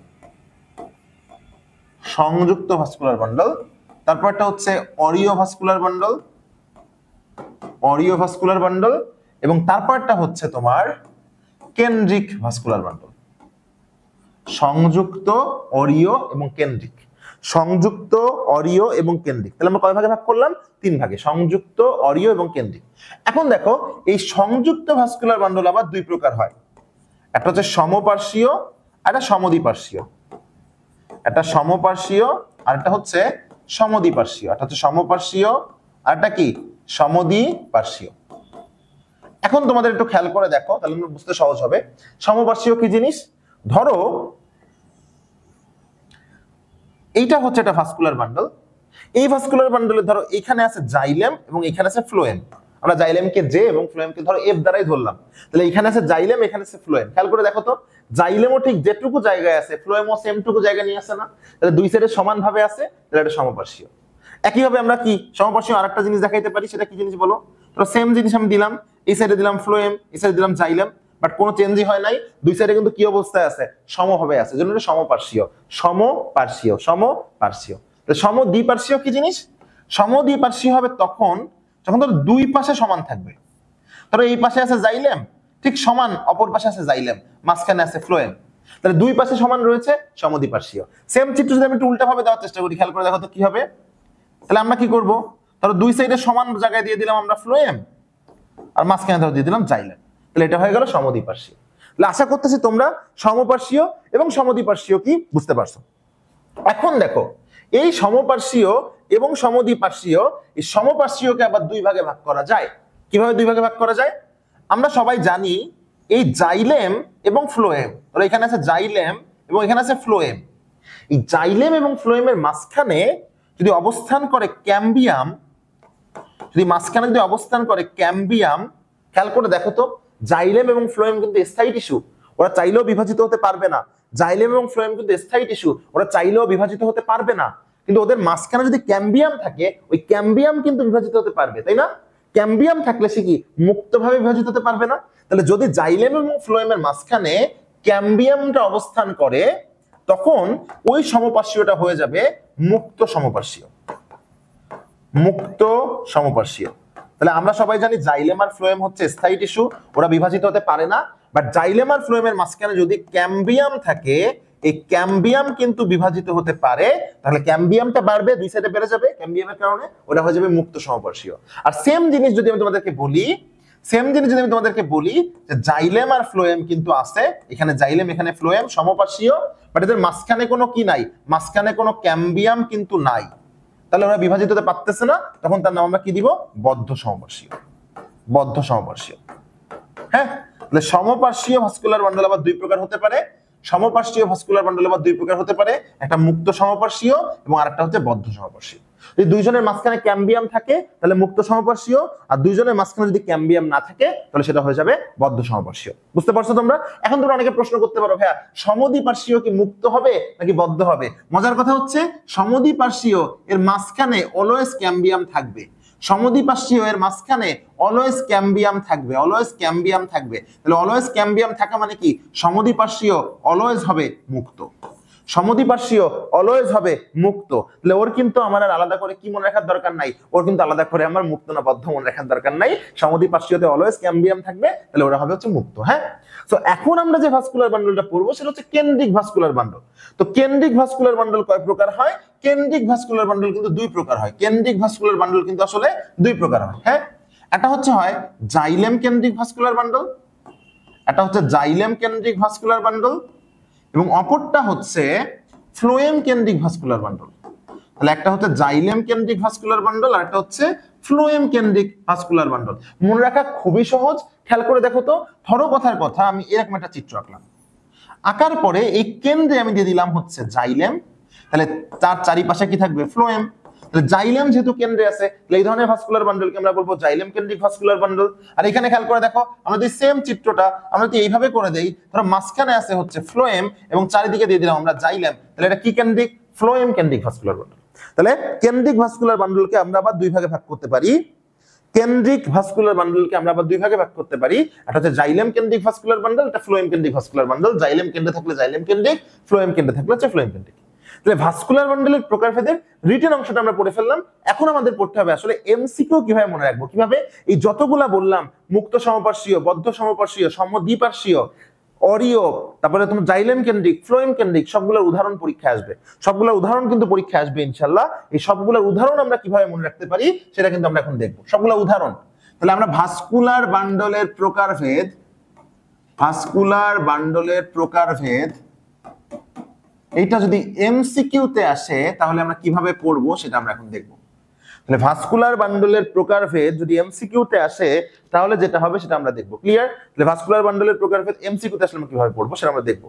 সো এখন আমরা চলে যাব হচ্ছে ভাস্কুলার বান্ডলের প্রকারভেদ শুধু এমসিকিউটা কিভাবে কবিতায় কবিতায় আমরা মনে রাখতে পারি সেটাই। তো আমরা একটু আগে দেখছি ভাস্কুলার বান্ডলের প্রকারভেদে আসলে কি কি ভাস্কুলার বান্ডলের উদাহরণ আসবে। তোমরা সবাই জানো, আমি কয়েকটা অপশন দিয়ে দিচ্ছি কি কি ভাস্কুলার বান্ডলের উদাহরণ আসবে। তাহলে একটু আগে আমরা দেখলাম হচ্ছে কি মুক্ত সমপার্শ্বীয় হতে পারে, মুক্ত সমপার্শ্বীয় ভাস্কুলার বান্ডল। এরপরে কি বদ্ধ সমপার্শ্বীয় হতে পারে। এই দুটা কিসের? এটা হচ্ছে সংযুক্ত ভাস্কুলার বান্ডলের মধ্যে পড়বে। হ্যাঁ, এরপরে কি হতে পারে? সমদ্বিপার্শ্বীয়, সমদ্বিপার্শ্বীয়, সমদ্বিপার্শ্বীয়। এরপরে কি হতে পারে? অরিয়, অরিয়। তারপরে কি হতে পারে? জাইলেম কেন্দ্রিক, জাইলেম কেন্দ্রিক ভাস্কুলার বান্ডল, এবং হতে পারে হচ্ছে ফ্লোয়েম কেন্দ্রিক ভাস্কুলার বান্ডল, জাইলেম কেন্দ্রিক ভাস্কুলার বান্ডল এবং ফ্লোয়েম কেন্দ্রিক ভাস্কুলার বান্ডল। তাহলে এইগুলার উদাহরণ মনে রাখতে গেলে তোমাদেরকে একটা কবিতা মনে রাখতে হবে এবং সেই কবিতাটা দিয়ে তুমি খুব সহজে এটা মনে রাখতে পারবা। বাট অবশ্যই আমি বলতেছি কবিতাটা প্রথমে তোমার একটু কঠিন মনে হতে পারে, যত সময় না পর্যন্ত কবিতাটা তুমি আয়ত্ত করতে পারবা। বাট একবার যদি বাসায় তুমি একবারের জায়গায় দুইবার পড়ে ফেলো, এই কবিতা তুমি জীবনেও ভুলবা না। তুমি প্রেমিকার নাম ভুলে যাবা, বাট এই কবিতা ভুলবা না কিন্তু, এটা আমি তোমাদেরকে বিশ্বাস করাতে বাধ্য হব। দেখো কবিতাটা কেমনে পড়বা, এইভাবে দেখো। মনে করো নদী ছিল, সেই নদী হচ্ছে মুক্ত নদী, মানে কি মুক্ত ভাবে সেই নদী বয়ে বেড়ায়। তাহলে মুক্ত নদী, চিন্তা করে দেখো তো নদীর কিন্তু আসলে স্থায়ী কেউ নাই, সে বড্ড একা। বলতে পারবে কেন ভাইয়া? নদীর মধ্যে সারাদিন মানে গাড়ি ঘোড়া বলতেছে যে লঞ্চ যায়, স্টিমার যায়, জাহাজ যায়, হ্যাঁ, তারপরে তোমার নৌকা যায়, কত মানুষজন আদান প্রদান করে, তো একা না। ওরে বাবা, ও দিনের বেলায় ওর মধ্যে সবাই যায়, বাট রাতে দিন শেষে সে কিন্তু বড় একা একা লাগে আমার হয়ে যায়। কেন? অন্য আর কেউ থাকে না, একদম একা। তাহলে ওইখান দিয়ে মনে রাখবা মুক্ত নদী কেমন? বড্ড একা। এই যে মুক্ত নদী বড্ড একা, এইটা দেখে কিন্তু আমাদের যে দিলের মধ্যে দিলকে জ্বলে পুড়ে সারকার হয়ে যাচ্ছে, তাই না? তাহলে দিলকে জ্বলে সেটা মনে রাখতে হবে। কিন্তু খুব একটা কঠিন, মানে একটা ভাবাত্মপূর্ণ কবিতা। এই কবিতা কিন্তু একটা কঠিন, মানে একটা অধ্যয়ন করতে হবে তোমাকে। তাহলে কি মুক্ত নদী বড্ড একা, তাই তোমার দিল জ্বলে পুড়ে সারকার হয়ে যাচ্ছে সেটা, দিলকে জ্বলে সেটা। মুক্ত নদী বড্ড একা, দিলকে জ্বলে সেটা। আবার বলি, মুক্ত নদী বড্ড একা, দিলকে জ্বলে সেটা। বাসায় কয়েকবার প্র্যাকটিস করবে, ইনশাল্লাহ হয়ে যাবে। মুক্ত নদী বড্ড একা, দিলকে জ্বলে সেটা। এই কবিতার পরের চরণ পরে লিখতেছি, আগে এইটুকু পড়ে দিই। এই মুক্ত দিয়ে বলতো আসলে কি? এই মুক্ত দিয়ে হচ্ছে মুক্ত সমপার্শ্বীয়। আমি এখানে এ লিখে দিলাম, তাহলে তোমরা বুঝতে পারবা মুক্ত দিয়ে হচ্ছে মুক্ত সমপার্শ্বীয়। এর উদাহরণ দুইটা, ন দিয়ে হয় নগ্নবীজি, ন দিয়ে হয় নগ্নবীজি, আর দি দিয়ে হয় দ্বিবীজপত্রী, দি দিয়ে হয় দ্বিবীজপত্রী। তাহলে মুক্ত নদী দিয়ে মনে রাখবো মুক্ত সমপার্শ্বীয় উদাহরণ দুইটা, একটা হচ্ছে নগ্নবীজি এবং একটা হচ্ছে দ্বিবীজপত্রী। একটা হচ্ছে নগ্নবীজি এবং একটা হচ্ছে দ্বিবীজপত্রী। এবার দেখো বড্ড একা, এই বড্ড দিয়ে কি মনে রাখবো? এই বড্ড দিয়ে মনে রাখবো বদ্ধ সমপার্শ্বীয়। ওই যে বি নাম্বার দেখো, বদ্ধ সমপার্শ্বীয়। এর উদাহরণ কি দেখো? একা। এই এতে হচ্ছে একবীজপত্রী, এতে হচ্ছে একবীজপত্রী, আর একবীজপত্রীর মূলে না কাণ্ড, কাতে হচ্ছে কাণ্ডে। তাহলে একবীজপত্রীর কাণ্ডে দেখা যায় বদ্ধ সমপার্শ্বীয়। তাহলে কবিতাটা কিভাবে মনে রাখবো? মুক্ত নদী বড্ড একা, মুক্ত দিয়ে মুক্ত সমপার্শ্বীয়, নতে নগ্নবীজি, দিতে দ্বিবীজপত্রী, বড্ডতে বদ্ধ সমপার্শ্বীয়, একবীজপত্রীর কাণ্ড। আচ্ছা, দিলকে এই দি দিয়ে কি পার্শ্বীয় বলতো? এই দি দিয়ে হচ্ছে দ্বিপার্শ্বীয়। দ্বিপার্শ্বীয় মানে আমরা বলছি কি দ্বিপার্শ্বীয় অলওয়েজ সম হয়, তাহলে সমদ্বিপার্শ্বীয়। মুক্তভাবে বিভাজিত হয়, অলওয়েজ সম হয়, তাহলে সমদ্বিপার্শ্বীয়। এর উদাহরণ কি কি দেখো? লতে হচ্ছে লাউ এবং কতে হচ্ছে কুমড়া। তাহলে সমদ্বিপার্শ্বীর উদাহরণ কি কি? লাউ এবং কুমড়া, লাউ এবং কুমড়া। তাহলে সমদ্বিপার্শ্বীর উদাহরণ হচ্ছে লাউ এবং কুমড়া। দেখো জ দিয়ে কি কেন্দ্রিক? জ দিয়ে হচ্ছে জাইলেম কেন্দ্রিক, ই নাম্বারে আছে জাইলেম কেন্দ্রিক। দেখো ই নাম্বারে আছে, ই নাম্বারে জাইলেম কেন্দ্রিক ই নম্বরে আছে। এর উদাহরণ কি কি? ল দিয়ে হচ্ছে লাইকোপোডিয়াম, ল দিয়ে হচ্ছে লাইকোপোডিয়াম, সে দিয়ে হচ্ছে শিলা, জি নীলা। মনে একবার শিলাকে ডাক দিবা, ও বলবে জি, এবার বলবা না না তুমি না, নীলা, শিলা জি নীলা। আর ট দিয়ে কি মনে রাখবা? টেরিস, ট দিয়ে কি মনে রাখবা? টেরিস। তাহলে জাইলেম কেন্দ্রিকের উদাহরণ কি কি মনে রাখলাম আমরা?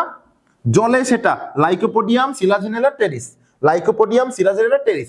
এবার এই কবিতার আমরা সেকেন্ড পোরশনে চলে যাই। প্রথম পোরশন কি ছিল? মুক্ত নদী বড্ড একা, দিলকে জলে সেটা। মুক্ত নদী বড্ড একা, দিলকে জলে সেটা।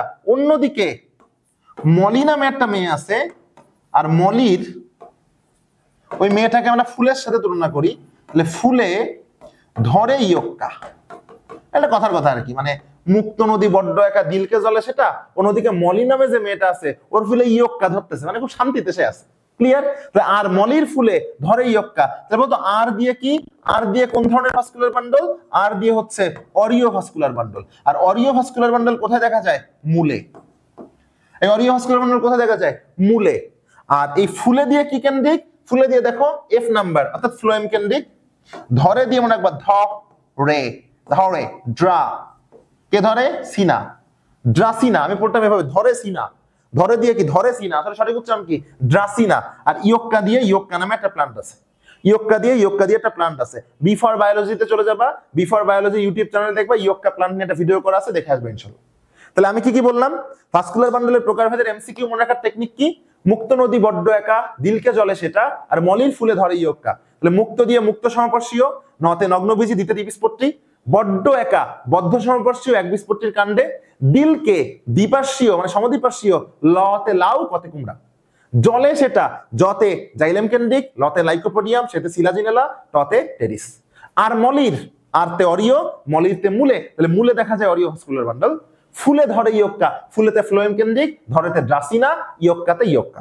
তাহলে কত সহজে তুমি একবীজপত্রী এবং দ্বিবীজপত্রী, কি বললাম এটা, কত সহজে তুমি ভাস্কুলার বান্ডলের প্রকারভেদ মনে রাখতে পারবা এমসিকিউ।